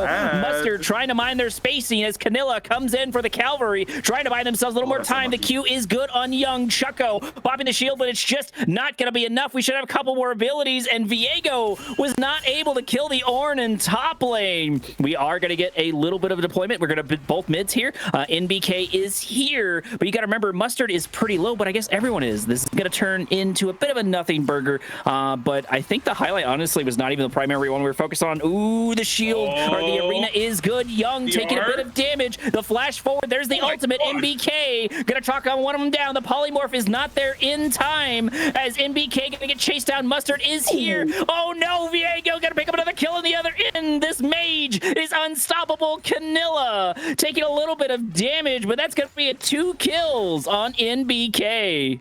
Second, they kill the Lulu. I respect the fact that they think that they can kind of turn the play. He is hard, doesn't he? Oh no! This is disgusting. There's just no way. It's gonna be. No, does Mustard get this? No way. Yes, does Mustard get this? Mustard gets it. Okay, I think that's worth it in the long run. Free back. Yeah, honestly, okay, so the one that's a little bit of disrespect, I have to say. Yes, you get the kill onto the Vygar, but you give another shutdown over to the Jinx. And what did I just say? The Jinx is the X factor for this team. She's 3 kills, 137 CS. She's gonna have the Runaan's in the kit. 1400, maybe have the Runaan's in the kit. I think she got it right. Hold on, let's go. Okay, so she has the Runaan's Hurricane. Dragon is up in 40 seconds. It is a Hex Tech Dragon. And if wanted to, I think they could fight for this. You have the Lulu ultimate available. You have Malphite ultimate available again. And you just have a lot of tools that you can use. Kali G's even down here for this fight as well. If they can make it to this back line, they can blow them up. But unfortunately, you have Vlad on the other side you have to contend with. So if he can get that backline access, he can force this Jinx and Lulu out of this fight. But I think the prime target that they have to go for is Gremlin here. Oh, maybe not. Kali G. Looking to walk or play themselves as a moving ward. The vision is pretty good on both sides. We gotta remember Canilla is on the other side, so we do have a bit of a hammer and anvil. Vlad's already poised to go for that backline, waiting, trying to buy that time. The arena is down, and we do finally see the Vladimir, but immediately the tank is gonna do exactly what he should be. Canilla buying time for his team as the solar comes in, locking down. Viego doing a lot of back and forth. Viego going to the wall instead. Dorado looking in top shape. Oh my god! Vladimir here to pick up the pieces, but it's just not gonna be enough. It's a lot of healing as Jinx picks up another 2 kills, sitting at 5-1. That's 3 deaths and a Drake in the favor of Dorado. This is why I said giving those shutdowns to Jinx is going to potentially haunt them. Well, I didn't say it, but I'm saying it now. But either way, she got a double kill. She has more gold. That's a bot lane tower. That's also stops the dragon stacking. And as long as Dorado keeps playing this way, just play for Mustard. That's all they have to do. Burn all of your cooldowns on what's in front of you and let Jinx do the work. That's going to be the boots done for her. Working on Infinity Edge next. I have to say the absolute turnaround from Dorado between like the first 15 minutes and now, maybe 12 minutes and now, is absolutely night and day. They're feeling really good about where they are. They flipped the gold lead in their favor 1,000, but the scaling is still there on the other side. So that is something that Dorado has to consider. Oh, that's a verdant barrier. And like I mentioned before, we still have scaling others, and we did hit a pretty big milestone on Kali G hitting level 13. Arena is down. MBK buying himself a little bit of time. Here is the cavalry, but will it be enough as Chucko has to turn around? Unfortunately, the tiny mage gets caught. There's the first set for Viego right before SantaCon spawns itself on the map. I was about to say, do they go for this? But Twitch isn't there. Otherwise, I think they he's got a beard. have. Does he have a beard? We'll look in a He's second. got a But beard. Kelly G's Evil here. Fallen. No flash. Ooh, this is not good. Getting caught over here, but we can still return this with an autocon. Even if you lock down Evil Fallen, that's going to be a little unfortunate. There's the rocket as just we get a little enough of a dodge. Can we catch this? Okay, so Mustard does get a reset, get another kill. Autocon's at about half HP. No super mega death rocket here for the return. So for the most part, this is a relatively free, -1 rat autocon. Yeah, I mean, I think in the long run, that's actually fine. That's another objective that goes towards them. It gives them that extra experience and adaptive damage that we talk about as well. So with the gold lead, yes, of course, being in favor of Dorado, it feels a lot closer than it is now because of the Autocon, because of the 2 Drakes. We have the next dragon, speaking of, in the next 2 minutes and 45 seconds. I would say we don't fight again if we are XSV unless we have 2 items. I think everyone across the board needs 2 because they're falling further and further behind. Both carries on the other side have 2. I believe that's 2, actually. Out of Aegis, and I'm assuming that's either Zonia's or something else. But Jinx on 2, Lulu's working on the second. Oh, that's Seraph's. And Malphite. This Malphite is going to get tankier and tankier. It's going to be harder and harder for this team to cut through him. But with Twitch being AP, it's entirely possible. But I think this game is going to get harder for XSV the longer it goes on. Yes, indeedy. And in the background, Kali G has not only hit level 13, but now moving on to level 14, which means that passive can start applying to the other sides, if I remember correctly. So that's going to be a nice little bit of scaling for the entire team as the game progresses, and Ornn is only going to get tankier. And I like how Kali G's been playing it. So many people will play these tanks, and they'll decide, I need to be in the back line. I don't want to lose all that HP. I'm squishy as a tank, which is not the case. And if I remember correctly, too, I think Gebetto is saying that Ornn actually got a buff this patch as well. I know Scion did, which was pretty insane for me. But that's got to be something even more to watch out for a lot of reasons. I think Dr. Mundo also got a buff as well. We're doing a little bit of wave clearing, or a little bit of vision clearing, I should say. We got about 1 minute and 20 seconds for this next upcoming objective. And normally, I would say whoever gets closest to that 3rd Drake, that's going to be the important to watch out for. But I think this one might be more important. I think this will set the tempo for both teams of how this Drake goes. Now, it's a little unlucky, though, I have to say, as Drake is up in a minute's time. There is no other major objective they can get after this fight. So in that regard, I would think that maybe we just push waves afterwards. But at the same time, we have a Jinx that almost has an infinity edge in our face. At this time, it's like they just kind of have to be afraid. Vlad or Jax have to get to her. But again, that makes it so much harder because of the Lulu is there. The Lulu makes things impossible for people who want to go forward, as Viego's going to be spotted out here. Q is good, but so is the dash on Viego. We're looking for something to happen young, maybe stepping up in a bad position, but is able to get out. The grouping for Dorado's much, much tighter, and they do have firm control over the banana bush, at least for the moment. If they can maintain that, they can maintain their grouping, they can do a lot. We're going to lock down the Viger on the other end. He does flash out the Jax. Jax taking so much damage. Volter absolutely getting melted, but we need to kill this Jinx, and Canella is trying to get on it. The arena is down, and now Mustard is out for blood. Dorado picking up a 2nd kill. That's a double kill on the Malphite as the dragon spawns on the map, and we're still going to try to contest this. I think this might be a mistake, but we do have a Viego. There's a reset opportunity here. Evil gonna run into Kali as Viego goes back in. The ultimate is good on Mustard. Mustard almost going down, but it's not going to count as Chucko comes in for the save. Another person trying to take down Mustard, but they don't have the Mustard to cut this Mustard, as Evil Fallen is the only one left, and that might be a liberal left. Wow. Oh, is he gonna get out? I meant a liberal use of that. I wasn't going political with that. Don't give me that, Prod. That wasn't the plan. Okay, so you guys didn't hear, but after that call, Prod was like, huh? I'm sorry. I just couldn't contain myself. But that fight, just everything went completely wrong for XSV, and everything went right for Dorado. Look, I want everyone to take note real quick. I think we can look over at the bottom of our screen. Just hover over what Gremlin is playing right now. That champion right there, the Lulu, you're not getting to that Jinx at all. The shielding is insane. The cage from the Vigar also peeling for her as well. I think you mentioned that this is a really good peel comp for the side of Dorado, because no matter what, they have to get through so much to get to this Jinx. We saw a failed flank from Bo3 before that fight had started out. We saw a failed continued play from Canella trying to get to her, but just through all this, the CC and whatnot, you just could not get to her. And I think we're doing something really risky here if we go for this. Okay, this is a 3-item Jinx. We should not go for this. Mustard is 650 gold bounty right now, 20 plus CS up, but my, what a turnaround from the early stages of this game. Oh, and the nice thing for Dorado is they have diversified their gold. Not only does Chucko have a decent amount, but, you know, we have 0 deaths on Ornn. I mean, granted, it's still an Ornn, but the fact that the tank has 0 deaths, I think is pretty telling for how this is going.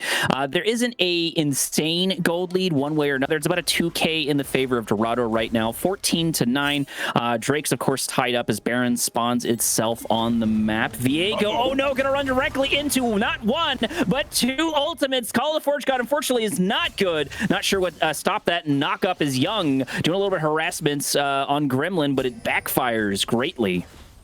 Okay, so we catch out the Viego there. We force the Heartbreaker as well.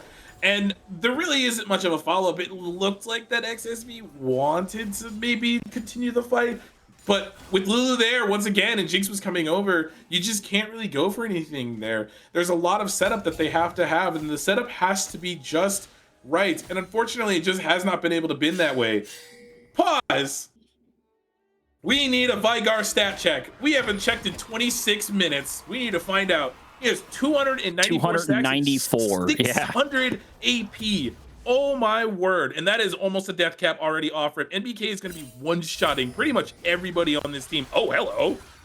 I want to see these damage charts. We're going to try to lock down Mustard, but it's not going to be good. That cleanse coming in clutch. That's going to be a cleanse for an ultimate. Young really struggling in game number 2 to try to lock them down. And just Jinx in general, as you were mentioning before, DBZ, we've got a Lulu on the map, but not only do we have a Lulu, we have, you know, a Cage. Back in one of the, I think it was a fight or two back, NBK was able to keep Mustard completely safe with the arena, even though they were completely on the run. Canella was really, really wanting that. But with the combination between the polymorph on the Jinx and the arena coming down and the gigantic rock and the gigantic forge god directly in your face, Jinx is so hard to get to, and Dorado knows it, and they're just playing pure peel as they should. Yeah, especially with a Viego who needs resets. They can't kill anyone on NV side fast enough for this Viego to be able to get those resets off. Now, I will say the caveat to this does mean if Mustard dies, or maybe NBK, or both in this instance, there's really no damage left, and then at that point, NB can kind of just run around the map and do whatever. But Kali might have caught out Young here. He's going to get a little bit of ship damage down, but we'll go ahead and walk away. We do have the next dragon up in a minute's time. This will be soul point for whoever ends up grabbing it. I would say that with the way things are looking and that all that blue vision on the other side of the map, this is looking good for Dorado to maybe secure this next dragon. And they have a lot of pressure to take it. I do think the response could be going for a Baron. I do believe we have the damage on XSV's end. So if we do go for the Drake, that's going to be something to watch out for, especially because the vision is very, very much so in XSV's flavor, or side, I guess I should say. And, you know, I think they're going to have a hard time doing it. And there's an opportunity for them to try to bait and take, but you've got to remember this Jinx. Jinx is going to be looking for the reset, because we got 2 people looking for resets, both the Jinx and, of course, the Viego, and so far Jinx is in the lead in that regard. Okay, so 29 minutes in, 9 seconds until soul point, and maybe Jay Young gets, okay, never mind, he's gonna go ahead and walk away. But I think that's also crucial to save the Leona ultimate. This does mean that with that push that's happening in the mid lane, Jackson can start free hitting this tier 2. We haven't talked much about Volter, but that's because they've been split pushing the whole time. Same with the Vigar, also been split pushing. Does end up getting that tier 2, actually. I actually am surprised. I guess it was lower than I thought. The Vigar will catch up with them, and they will just go ahead and go. But we now have mid prio. We're going for this Drake. We're flipping for Baron. Oh, yeah. Oh, that's what I'm talking about. Here. Born does have Call of the Forge God. He can buy them still sometimes. We just need Malphite on the other side. You got to remember, Baron is the original Otacon. Young, missing the lunge. As Nasher's not even at half HP, the number advantage is coming into the side of XSV, as that's going to be a TP directly into Arena, which is not what they want. A bit of chip damage on Volter, a bit of chip damage on this other side. MBK maybe in a bad position. The grouping's not here just quite yet. Solar coming down, but it's not going to be enough, as CC after CC gets slapped down. The Drake is still up, but so is the Baron. Okay.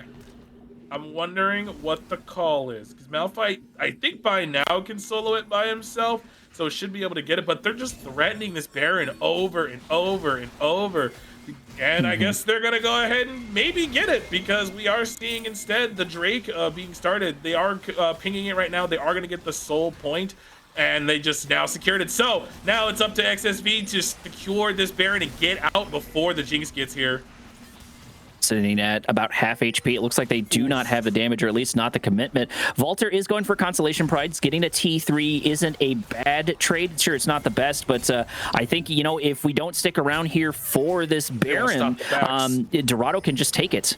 Ooh, yep. The arena is down. Volter and, of course, Cali G going to be duking it out here for this objective. Call of Fortune going to get called there on the bot lane. And now we're starting the fight over the Baron. Fallen having to run away. Mustard taking a whole bunch of damage. Lulu providing shield and ult, absolutely locking them down. Redemption coming in to add insult to injury, but Evil is still here in the background, trying to lock him down. Choco going for the other jungle. Viego just barely able to get out of it, as Evil is just not in position, and that's going to be 2 kills for Dorado, as it looks like they, at the very least, got a T3 and an inhib thanks to Volter.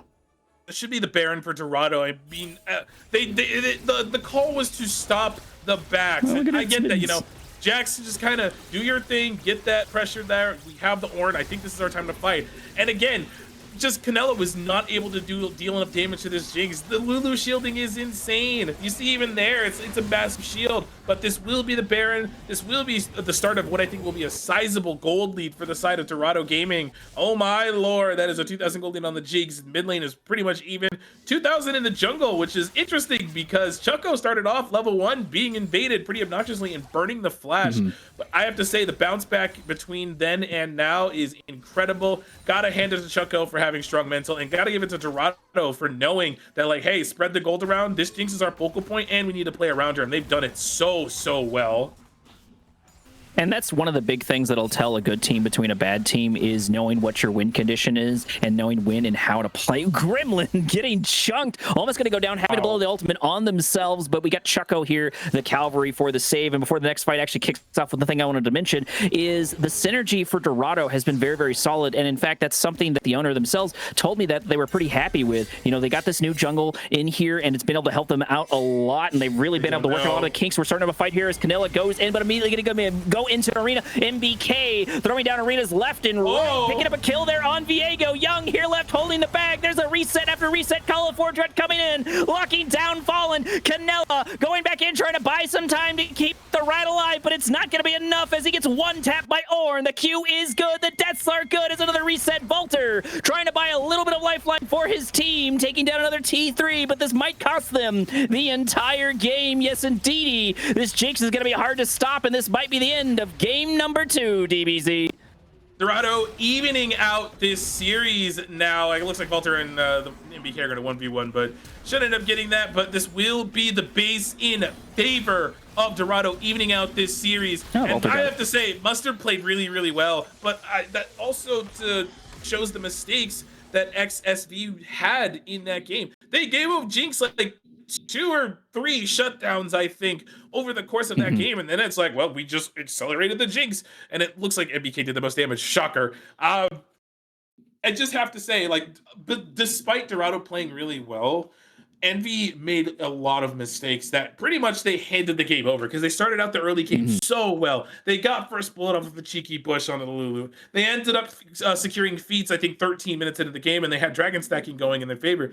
But the silly dives that they did to the Jinx, giving her kills, also kind of disrespecting the Lulu as well, they just kind of threw the game away, I have to say, during the midpoints of it.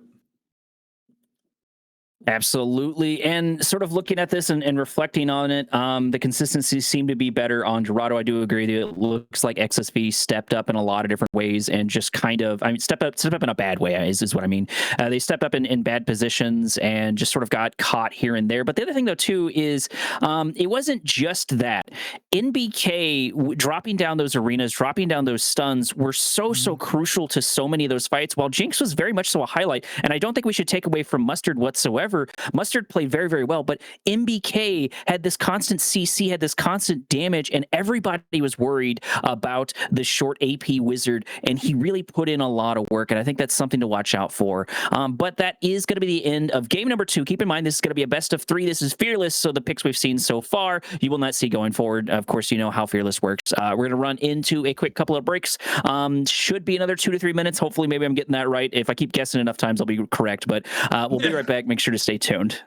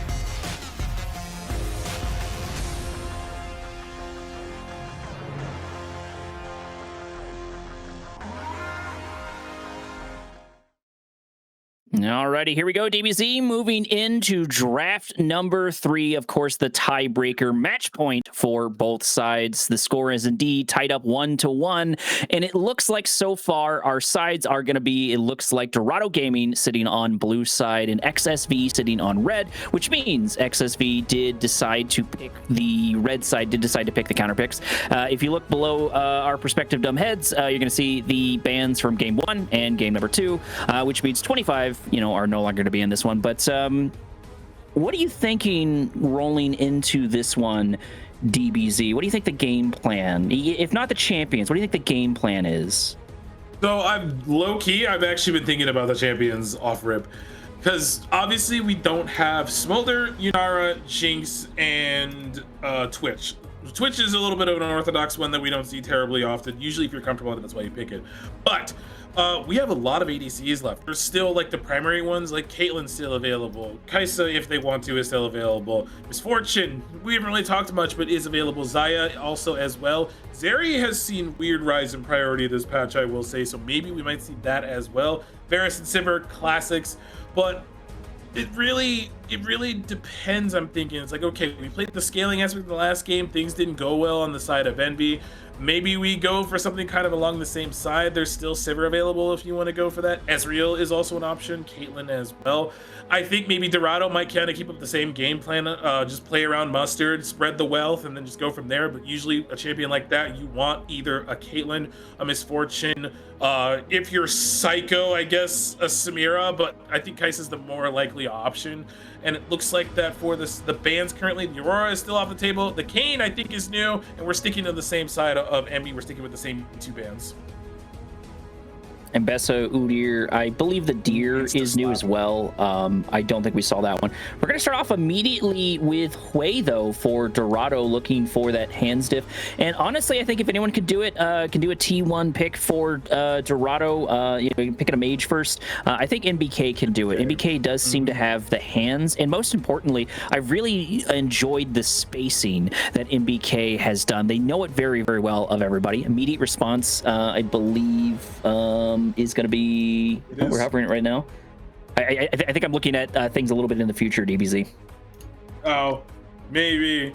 We might be just a little bit, but that's fine. So we have the Ziggs and Trundle as the response. So that does kind of take away from the Scion and Sejuani, I have to say, for the side of Dorado. So if they wanted to play like Sejuani, you now have the Trundle you have to contend with. So that really leaves open like Xin Zhao, I would say, because Wukong is already gone. You could maybe do Vi. I think that would be a little difficult, especially into the Ziggs. They're gonna go ahead and go into the Sejuani. Okay, so honestly, I think that's bold, especially into a Trundle, and he can sap those tank stats from you. That makes it a little hard for her. She can just kind of get one tapped, but at the same time, I mean, there's a lot of setup right now for the side of Dorado. The same, just like the previous game, there's also Peel as well. Hui can do his thing. Sejuani can do her thing as well. So do we complete this? There's the Sivir. Okay, so Dorado's gonna pick Sivir, and I was about to say I think we could either see Xayah or Sivir here, but they went ahead and picked the Sivir instead.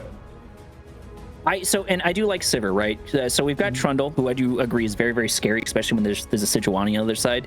But you know, you got to think about where's Trundle going to be. He's going to want to run forward, pop down his pillar, and start beating the crud out of someone. That gives Sivir a perfect target to go for. That gives Hui something to focus on, because, you know, both Hui and Sivir do decently well when things walk into them, especially the Hui because of the large amount of AoE damage. So even if Trundle is able to get a lot of healing off of the Sejuani and be able to tank them down, if Sejuani just buys them enough time, it can do a whole bunch. Ziggs I do like as a bit of a flex pick, and go both mid, provide a much needed artillery mage either in mid or in bot lane, and it looks like it is indeed going to be mid, because our answer is going to be Zeri. Before the patch, I have not been a big fan of her. I just don't think she's been in a good spot. Maybe things are different now. I need to spend more time going over the finer details, but I don't think she's changed too much unless you know better. Yes, and I'm looking right now. We're banning top laners for Envy and supports for Dorado.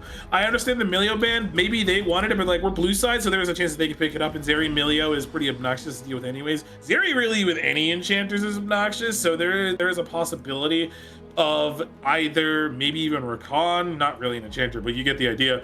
I think Nami's off the board. Yeah, she was in game 1. There's also Rakan's off the board too. Yeah. Nico, that is an option. Maybe we spicily see Karma, if anything, but they're gonna ban the Janna instead. So I'm really curious what they're gonna pick for support here, because we see most of the map except top lane right now. This does mean that Envy can pick it right now if they want to. They might pick support instead and save the counter pick for last for top lane.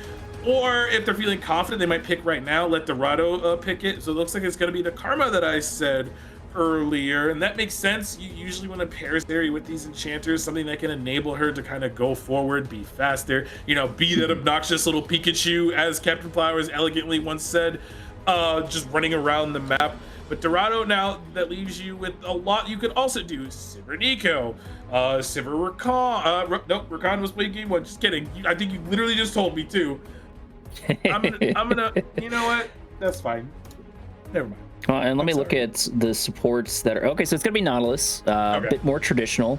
Not real surprised by that. I think Karma's fine with that. Even if Karma gets caught, she can pop a shield down on top of herself to buy herself a little more time. Or, of course, she's got the tether. She can empower the tether and get a lot of healing off and try to lock down Sivir, providing time for Zeri to go in there. I think the laning phase will probably be pretty difficult for the Sivir and the Nautilus if Karma and Zeri are able to play it correctly. The team fight phase, I'm a little bit worried about for XSV. Next pick is going to be Cassante. Not really too surprised by that. It gives them a good frontliner, and you know, I don't see a lot of times where Cassante is a bad option, especially where he's sitting right now. Just a little confused at the same time. Oh my lord, that's a matchup we haven't seen in a while. But I'm going to talk about Cassante for a second, as it's going to be the Garen that was locked into the matchup. So typically with Cassante, Sejuani, and Nautilus, you have a lot of beef. But you have Trundle on the other side. And now you have Garen also to deal with as well, which if he kind of gets ahead, it can be obnoxious to deal with, especially for the Sivir and Wei, assuming you can get back to them. But that's kind of where I was going to lead to.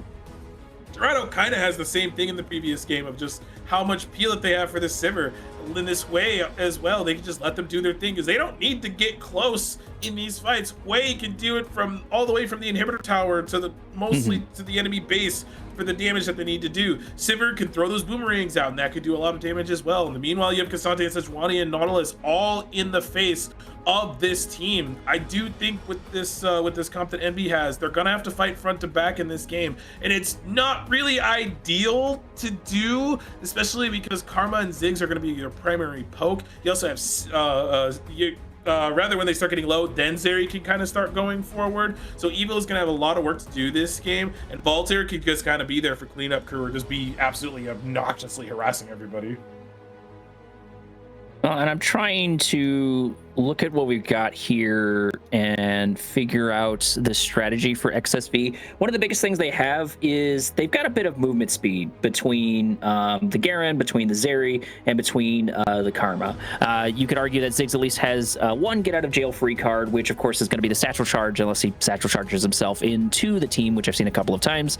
But you know, he's going to be happy sitting back doing the artillery thing, which will sort of mitigate what Dorado wants to do. Dorado, like you said, I think they really do want to fight front to back for a million different reasons. They have such a strong comp for it. So if XSV is able to find a way around that, that will be quite hard to deal with. But the thing to note too, as well, is, you know, Sivir's not particularly strong early on. Sure, she's not, you know, inherently weak or anything like that, but she still needs those 4 items in order to become that extremely powerful hyper carry. And the biggest thing I'm worried about with XSV is I don't think Zeri has received like a major buff. I don't think the patch has changed things to such an extent to where she's powerful again. However, you know, something, you know, maybe that we're missing here is this is the Emerald Diamond-ish league, mostly Emerald players.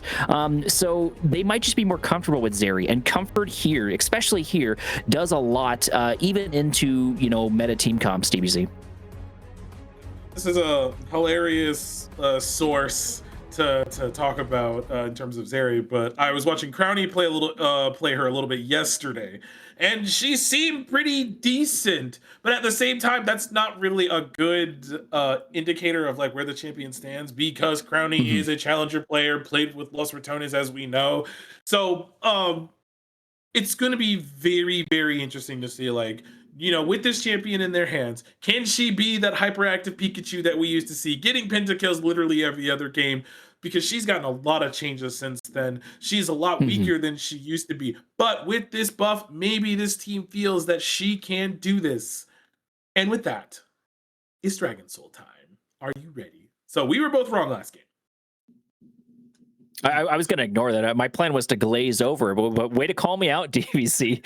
I'm going to go with it. Right. So we've got Zeri, right? I'm going to go back to my old ways, and I'm going to say Cloud Soul. Okay. I'm going to say Infernal for this game. That sounds exciting. Okay. Infernal into Cloud Soul, but we won't know until game number 3 kicks off, DBZ. We're going to roll into a quick break. I'm not even going to guess this time. I have no clue how far along. Oh, hey, I can actually see things. So it should be about 3 minutes before we go into the next one. I definitely did not cheat by looking at the answers. So make sure to stay tuned. We're going to hopefully do a little bit of an ad break so we don't get the ads during the game itself, but make sure to stay tuned.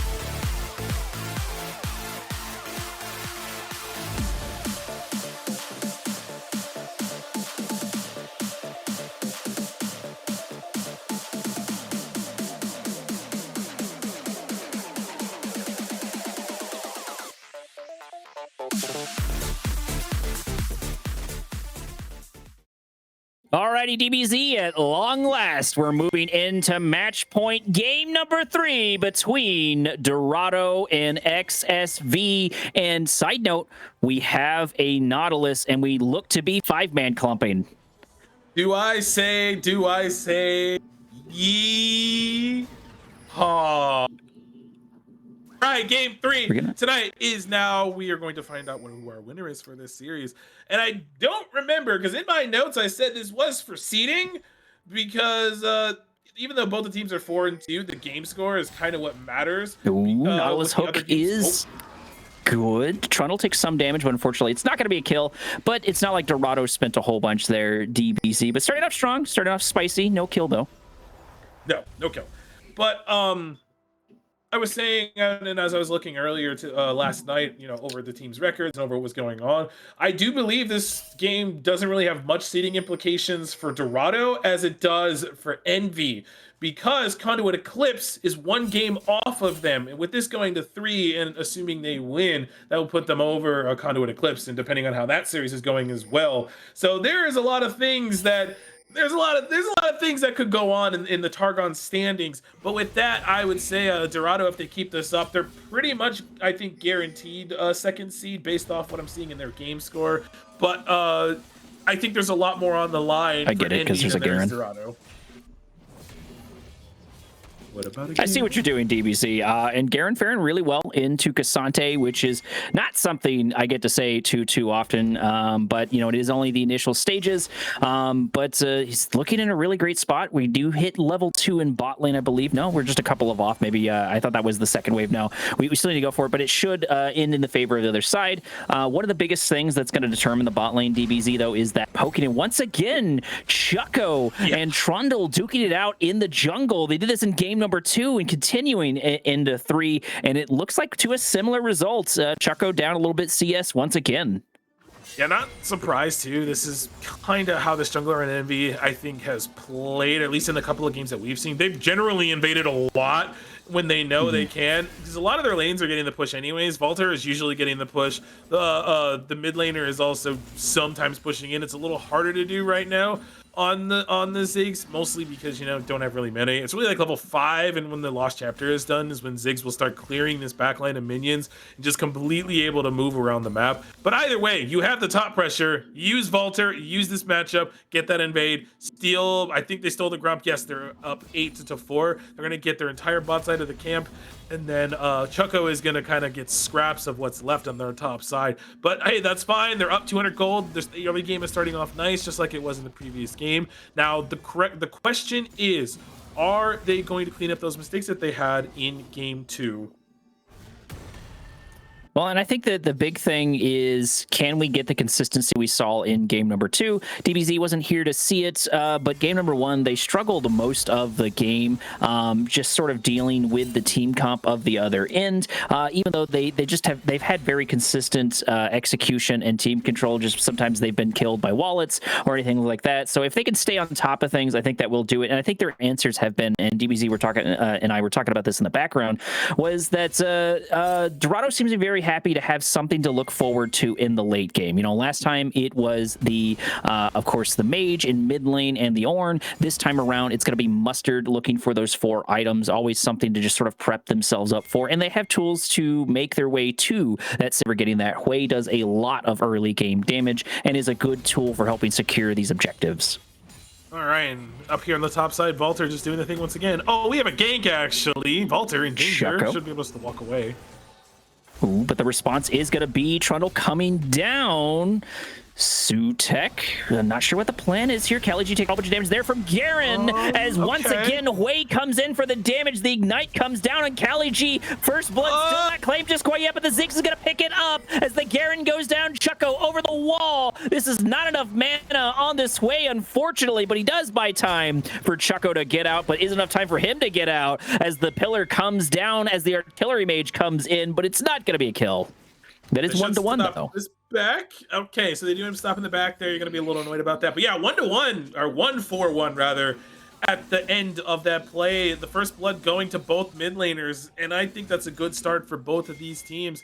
NBK, we saw what they could do on the Viger in the previous game. Granted, they didn't give very many kills, but just the farming aspect of it. And the Ziggs as well, that wave clear I was talking about now is accelerated a little bit. Trundle back here on the top side. Sutek coming in, trying to lock down Kali G. He's about half HP, but this is a Trundle. You got to keep that in mind. That's a lot of damage from Kali G, despite the fact that they're behind. But that does force Trundle out of that fight. Chucko was looking to make their way over there, but they decided to reset instead, noticing that Kali G didn't really need the help. Now we're hitting about the 5 minute and 40 second on the clock itself, which means we have our first Drake up and ready to go. But I think the void grubs are going to be more important to watch for as NBK surprising not only Sutek but the casters going for a gank. We do have level 6 on Hui. He's maybe looking for a gank, but that's a guarantee gank. Oh yeah, it's a little difficult to do that, and I have to say, I mean, I saw them ping out where Sute was, but I didn't think they would just go invade him like that. I think Canela reset and MBK was like, I know where he is, it's free real estate. Or maybe Chucko was like, hey, I know where their jungler is, and they're like, it's free real estate. They end up securing the kill there. Trundle was very low in their own jungle, and they were just not able to escape. That's 2 kills onto NBK, and I think that is a really good call from Dorado to bully this Trundle. Bully him out of the early game, even though he was doing the bullying to the Sejuani earlier. But now I think Dorado has a really good game plan from here.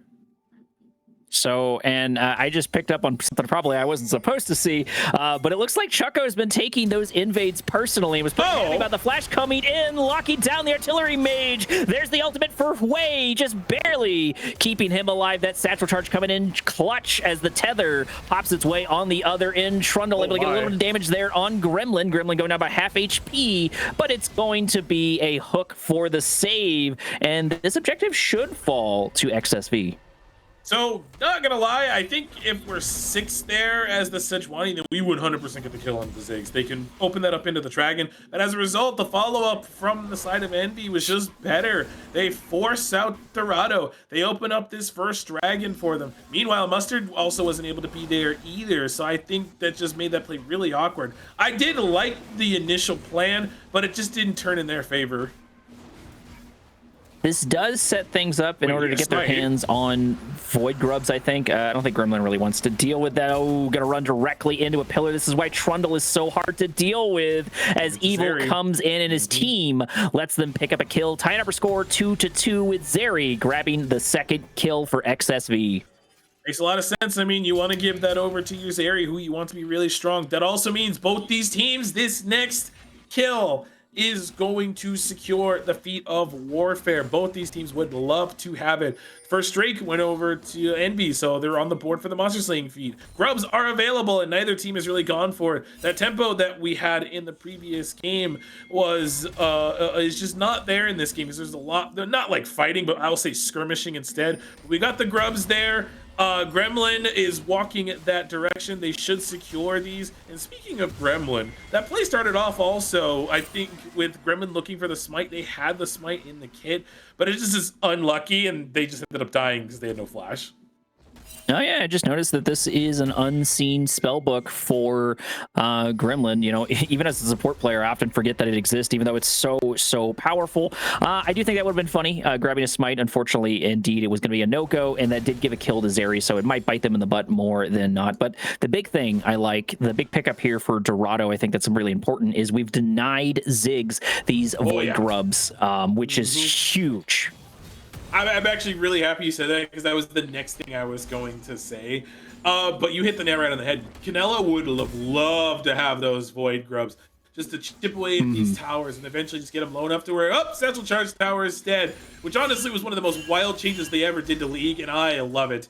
But with that, without those 3 Grubs, you don't get that option now. And this means you have to rely on Rift Herald in the next 6 minutes, or 5.5 minutes time from now. But before then, we have a Drake that they have to get first, and from here we're just planning on farming it out, getting those first items. We see Sivir is almost on her first item. Hui almost done with the Blackfire Torch. Sejuani going towards that Heartsteel. Just kidding, done with it now. But these first item spikes are going to start coming in, and I think Dorado can maybe look for an angle here in the next couple of minutes. Well, and the big thing, too, is I mentioned how important it was for NBK to sort of bridge the gap for Sivir, and he's in such a great spot to do that. He's already got 2 kills. He's already got his Blackfire out and ready to go, so that is nice. Sivir, Mustard specifically, is got to be happy to just sort of spend some time farming. Tether is good, but it's going to go immediately into Gremlin. There's the ultimate there for Evil Fallen. We do not have an ult on the Gremlin. Nice. Going to get taken down. Feats of Warfare getting claimed. That fast-moving Pikachu did come in full effect and was very happy to pick up that kill. Yeah, not surprising, too. Just I think that's an unlucky hook that Gremlin went for. And once it landed, it's like you still don't have flash to get out because you're not going to be able to use Hex Flash at all. And an extra kill over to the Zeri. Again, this hyperactive Pikachu now should have her first item. Believe it's also going to be the Tailwind first for her. And with that in mind, they can now starting fights on their terms. They can kind of start pressing their advantage now forward, kind of start rotating up the map, you know, maybe even going mid, visiting there, maybe even swapping to top and getting a kill up there, you know, kind of helping out around the map. But that is before this next Drake that is on the map. We are a minute and a half away from the next dragon. And from there, I would assume that Dorado maybe slows it down just a smidgen, get those first items like I was mentioning, and then go for this Drake. Get some vision down first, and then go for it.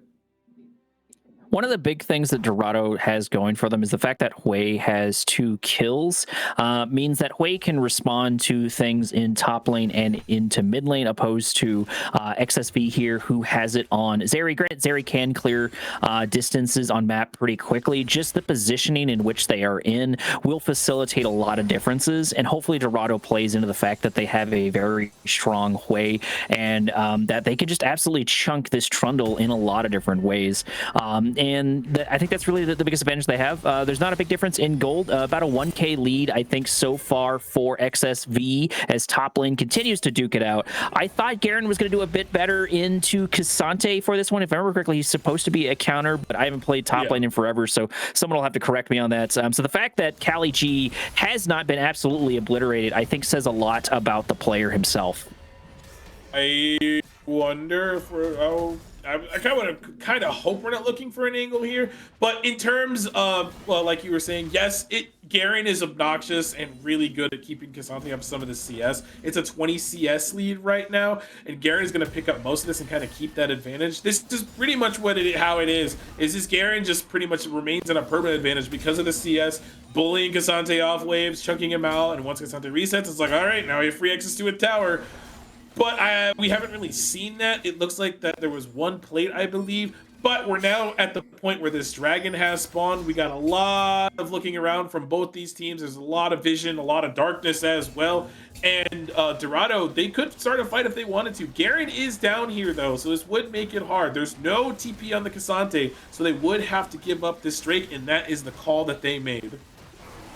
And I don't blame them. That's another important thing to pick up for these teams, is you've got to know when to back off. Cassante is going to turn this into a couple of plates. You mentioned how a lot of those haven't been taken. I don't even think Ziggs has been able to get in there to take a couple of plates. Having those 3 Void Grubs is going to help Cassante facilitate that for sure. Looks like we're sitting on top of Ward inside of the bot lane. That's not real too surprising. I am a little surprised that Mustard hasn't been able to touch this turret, you know, a little more than I expected them to. I would have figured they'd have more plates by this point, but this is a Zeri with 2 kills, and Trundle has been down here a couple of times. Speaking of Trundle coming down, looking for a gank, trying to lock down the exhaust coming on top of Evil as Mustard tries to dish out the damage, but it's just not going to be enough as Nautilus once again gets destroyed in the bot lane. Oh, so does Cassante in top lane.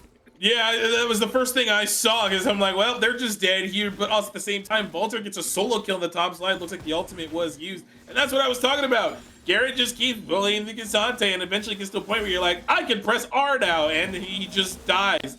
Now on the other side, we had 2 ultimates that was burned. Ziggs ult came from downtown. Zeri's got another kill. That is a 3-0 Zeri. And Ziggs now has a gold lead as well, despite being down the CS because of the impact that he's made on the map. So Envy is feeling really good about where they are right now. And they're going to keep pressing this advantage, I would imagine. They have a Dragon Stack. The Mountain Drake that is on the map will be available for them in 3.5 minutes. But Dorado have got to start picking it up a little bit, I'd say.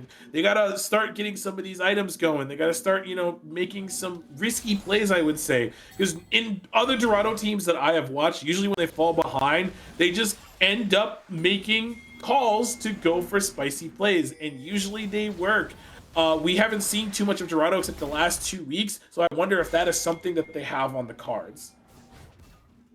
I do think Dorado, specifically Dorado Iota here in this case, I think they have played behind quite well. And they're very, very comfortable in this, and I think that does attest to the fact that they have this. We're looking for a gank, trying to lock down a Mustard, but Young biting off more than they could chew, going down to less than half HP. TP coming in, Canilla taking a bit of damage, but most importantly, Sivir staying alive. I believe that's the 4th or 5th gank into the bot lane, and I don't blame them for adding pressure there, because it looks like we're fighting for the top lane. TP in, top number advantage should be another side here sooner rather than later. Canilla trying to lock them down. Trundle over here, he should be able to start eating some of these sacks. Okay. Chaco trying to go back in. NBK able to do a good chunk of damage. There's the dash forward. One knock up on Garen. Garen picking up a kill on the Nautilus. Poor guy can't catch a break. NBK in a good position to fight these, but they need to be very careful. Trundle and Garen have plenty of health regen. Oh, that was good. Starting off with a little bit of a lunge. Garen doing Garen things, going in, getting the silence. Gonna pick up one kill, looking for the kill on NBK. And this feels like we've gone back in time. Garen sitting at 4-1, being the menace of old. Kelly G rather wants to try to make a play here, and maybe they can do something, but they're taking a lot Looking of poke for damage. April Fallen. But the thing you can't forget about is that tether on Karma is very, very powerful. As we're seeing as the second one pops off, and Evil gets another kill, and our score is now 2-9. This is a 4-0 Zeri, a 4-1 Garen. Things are not looking good for Dorado. 5,000 gold lead too. They got feats from first tower, and then they made a play onto the members of Dorado that were up there, and it just was unlucky. Garen did the thing in shredded health bars. He pressed E, and then everybody died. And I thought it was gonna like go in favor for NBK there, because Choco and NBK did a lot of good trade damage. I'm like, oh wait, they might be able to do something here, but it just wasn't enough. The cooldowns were too high. Garen picked up 2 kills off that. Then you have the play on the bottom side of the map, and you have Zeri picking up another kill as well. She is sitting very strong right now, and Envy are looking really good at this stage of the game. They have a Drake that they can go for in 45 seconds time, and Korak, my, what a different story this game. They got a lead and they haven't let go. And I think there is an angle for them to come back, maybe right here, trying to lock down Young. That's a bit of damage, but Camila going to take the lion's share of that for sure. This Nautilus is really struggling in game number 2, and I don't think it's entirely on him. There's been a couple of unlucky hooks that have cost him his lives, but for the most part, he's been just kind of sacrificed to get the rest of the team out, which is not the worst thing. Mustard has no deaths whatsoever, and we've got to remember, Sivir is a ticking time bomb. While things do look grim, Dorado still has something to look forward to, and Hui still hurts, which need to find an angle. It looks like Hui might actually get hurt instead. Miller coming down, Canella going in, trying to buy it a little bit of damage. There's the ultimate, trying to lock down Trundle, getting close down about half HP, but NBK should be all but dead. The fear is good, putting Trundle back on the other side, truly going down by half HP. The dodges are good as well, as the satchel comes in, and Trundle takes a bite out of NBK, and we're gonna get a stun here, trying to lock down Young. Ultimate on Evil, followed into Sivir, going in on the other side. We should be able to have plenty of damage. On the Hunt is not available, unfortunately. Looks like that's why they're a little bit later. Mustard taking a bit of damage as Trundle goes in, trying to take a bite out of the ADC, and that weirdly turned into a bit of a nothing burger. Yeah, I was about to say, I'm like, oh god. No. He's dead. Oh no! Oh man, Gremlin just can't catch a break. I have a friend that I also do commentary with, and she says, and I quote, "A Nautilus that starts dying keeps dying." And that has been the unfortunate case for Gremlin this game. 0-5, not making as much of an impact as they did in the previous game on that Lulu. And we have Mountain Soul Point casually for the side of Envy as well. Jae Young MBK still does a decent amount of damage, taking Karma down pretty quickly. Drake did get grabbed. Wow, I'm having a stroke over here. We do have three Drakes on the side of XSV, so that's going to be a lot of pressure. Not that they don't really need more pressure. I mean, sure, it's helpful. I'm not saying don't go for it, but you know, with the gold difference, well, actually, the gold difference isn't as bad as I thought it was. It is 2 to 11. Most of the objectives have fallen to the other end. We do still have Void Grubs, which is nice, and like I said, we do have that ticking time bomb to look forward to. But you know, there's a lot of pressure. There's a lot of tempo control on XSV's in, and they seem to do well with that. But I don't think we can count Dorado out just quite yet. No, I don't think so, especially with Otacon on the map. That can directly change a game. We've seen it. Gremlin going to go ahead and try to, okay, and is successful in getting out. Now, as I mentioned, we do have Otacon.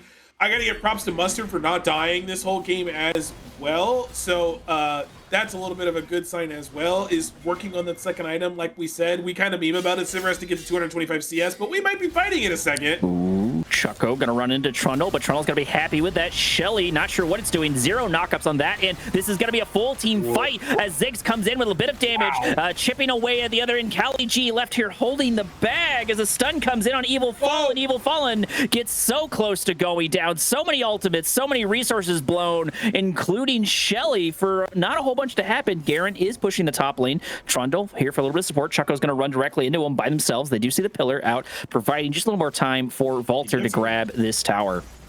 Okay, he just actually gets it for free. And we get mid lane tier 1 out of that as well. So that's more standing gold that's going across the map.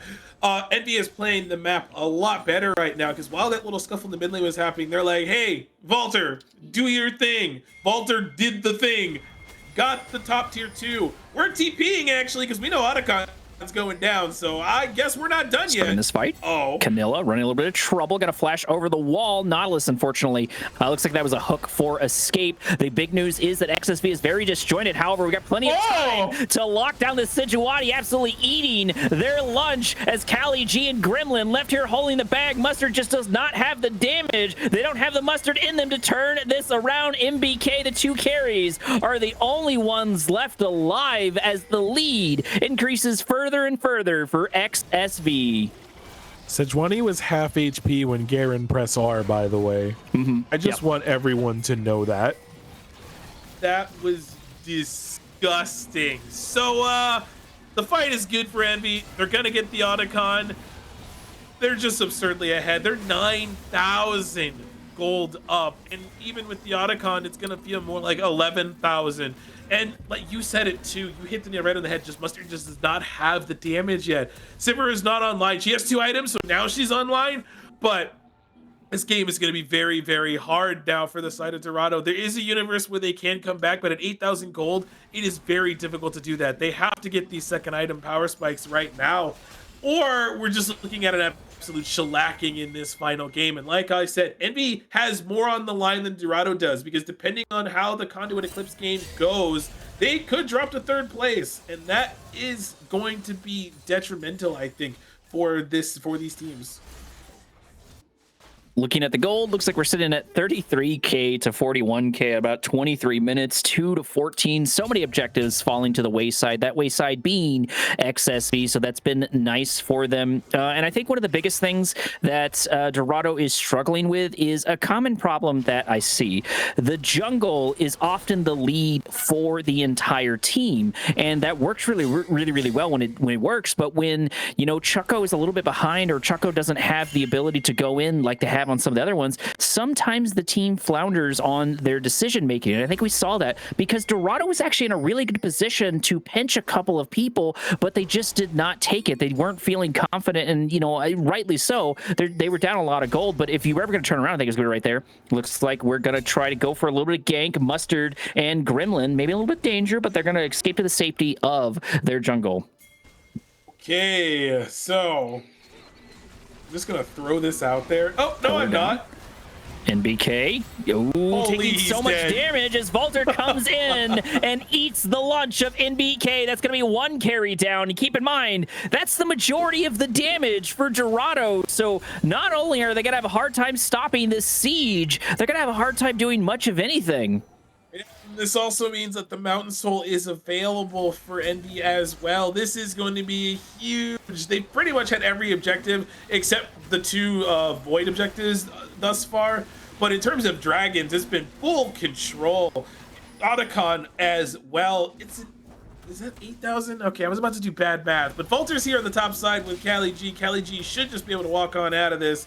And we do have support here, but this would be really hard to do. Oh god, this is very hard to do. I don't think we kill Garen. I don't think we get him. We are gonna try here. Redemption a little bit slow, but it might be just enough. Keeping Cali just barely alive. Mustard is here. This shutdown would be huge. Mustard's able to get him now. They're left here holding the bag. That's gonna be a double kill. Volter pulling off a 1v3, coming out ahead with 2 kills, sitting at 8-1. I appreciate the play, but Mustard was not ready. Okay, wow. So, that's another objective over, by the way. So that is Baron that's going to go over. There's no way we can answer this, unfortunately. And Dorado just unlucky this game, I would say, is once the pedal to the metal got pressed by Envy, they just never let up at all. I don't think it matters if Dorado loses. I'm 99% sure they're still in playoffs, but I think they just drop in what their seeding will be. But I gotta give props to Envy. It's just they really turned it up this game. They got their advantage. They never let go of said advantage. Even when it looked like it was gonna get close, they just played the fights better. They just played their buttons better, and it's just unfortunate how it's been for Dorado this game. But I gotta give them credit still. The strong mental in this game, because they, besides the kills, they haven't really let up too much in terms of like weird plays. Yes, Cali G 0-5. Yes, Gremlin is 0-7, but it's just them getting caught out and Garen just being absurdly strong. Absolutely. And I think absurdly strong is probably a little bit of an understatement. Pillar coming in. We do have Baron, and we've already taken down one T2. It looks like T2 in the top lane was already gone.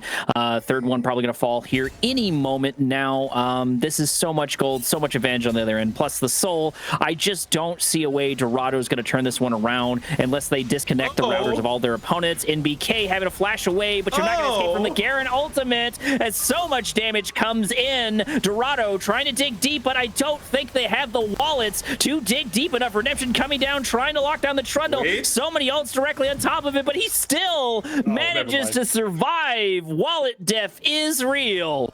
Wallet diff is indeed real. Like, Sivir does not have the items right now. Wei is able to do lots of damage, but when he's picked off first, there's really not much they can do. Right now, Garen.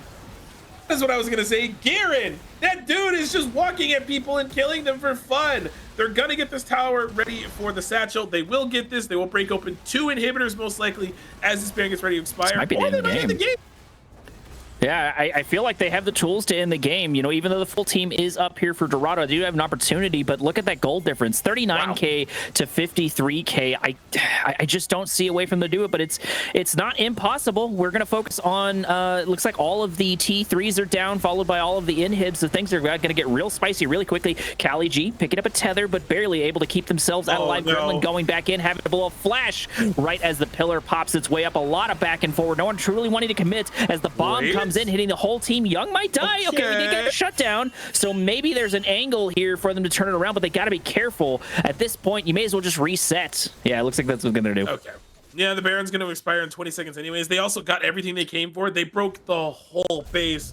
All 3 inhibitors are in tatters. There's really nothing else that they could do right now. It's just Envy just gonna reset, spend some of this gold. You saw Evil actually had almost 3,000 gold casually, and Canella had a lot of gold as well. So the unfortunate thing though is Wei gets another kill. It's not a kill over to the Sivir. She's almost to Infinity Edge. It's just she's a little ways away from it. So I think with some of these supers, she can start kind of getting some of this gold back. And maybe if the game lasts long enough, she can get those 3 items, but it's still a ways away for her. It's just there hasn't been much gold spread along for the side of Dorado. Just the only one who's been getting him is NBK. And now all NB have to do is just walk these supers into this base and just slow burn the base away.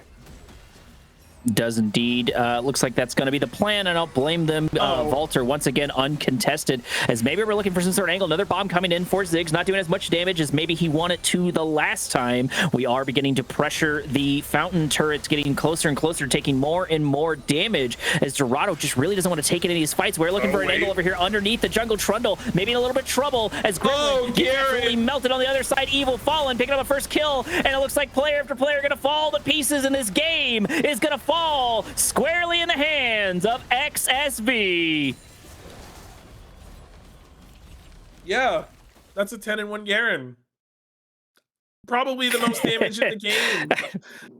What to say? Yeah, 31,000 damage. Like, yeah, the dude was literally eating at people. Their health bars were disappearing, and assuming he didn't already kill them, you just see the giant sword from heaven do the thing. I'm like Willem Dafoe from The Lighthouse, where I'm just like, you know, that gif, but like, oh my god, that was nutty. Just Envy just had control from pretty much from like start to finish throughout the game. Dorado really struggling to keep things together in game number 3, giving the victory to XSV. I think it was hard fought, but I think a lot of it, just like DBC was saying, falls squarely on the shoulders of Garen. Not that the rest of the team didn't do well. They did. They absolutely did well, but a 10-1 Garen, like, I you know, just like DBC said, I don't think there's much else we could say about a 10-1 Garen other than the fact that he's 10-1. He pressed E, spun a lot, press R, people Murdered died. team, right? Game ended, Nexus blew up. Yeah, you know, just standard things. So, but everybody, go ahead. Oh no, I was just gonna say, because this does mean for the standings, I do believe that Envy would qualify for playoffs. I think as the higher seed in their group, but Conduit Eclipse currently is in game 3 right now with Greed, so that could potentially change. So we'll have to wait and see, I guess, for the end of the night to see what happens with that one. But I'm excited for playoffs. So we're going to take a week off, and then it's playoffs time. I'm hyped. Absolutely, everybody. Thank you all so much for tuning in. This has been a blast to cast. I'm happy it wasn't completely one-sided. We did go to game number 3. Game 3 was a bit of a different story, but it has been a fun cast for sure. Thank you so much, everybody, for joining us. I have been your host for the evening, Korak. He has been DBZ. We had Geppetto for at least game number 1, and we have Proton on prod, but most importantly, this is AEL.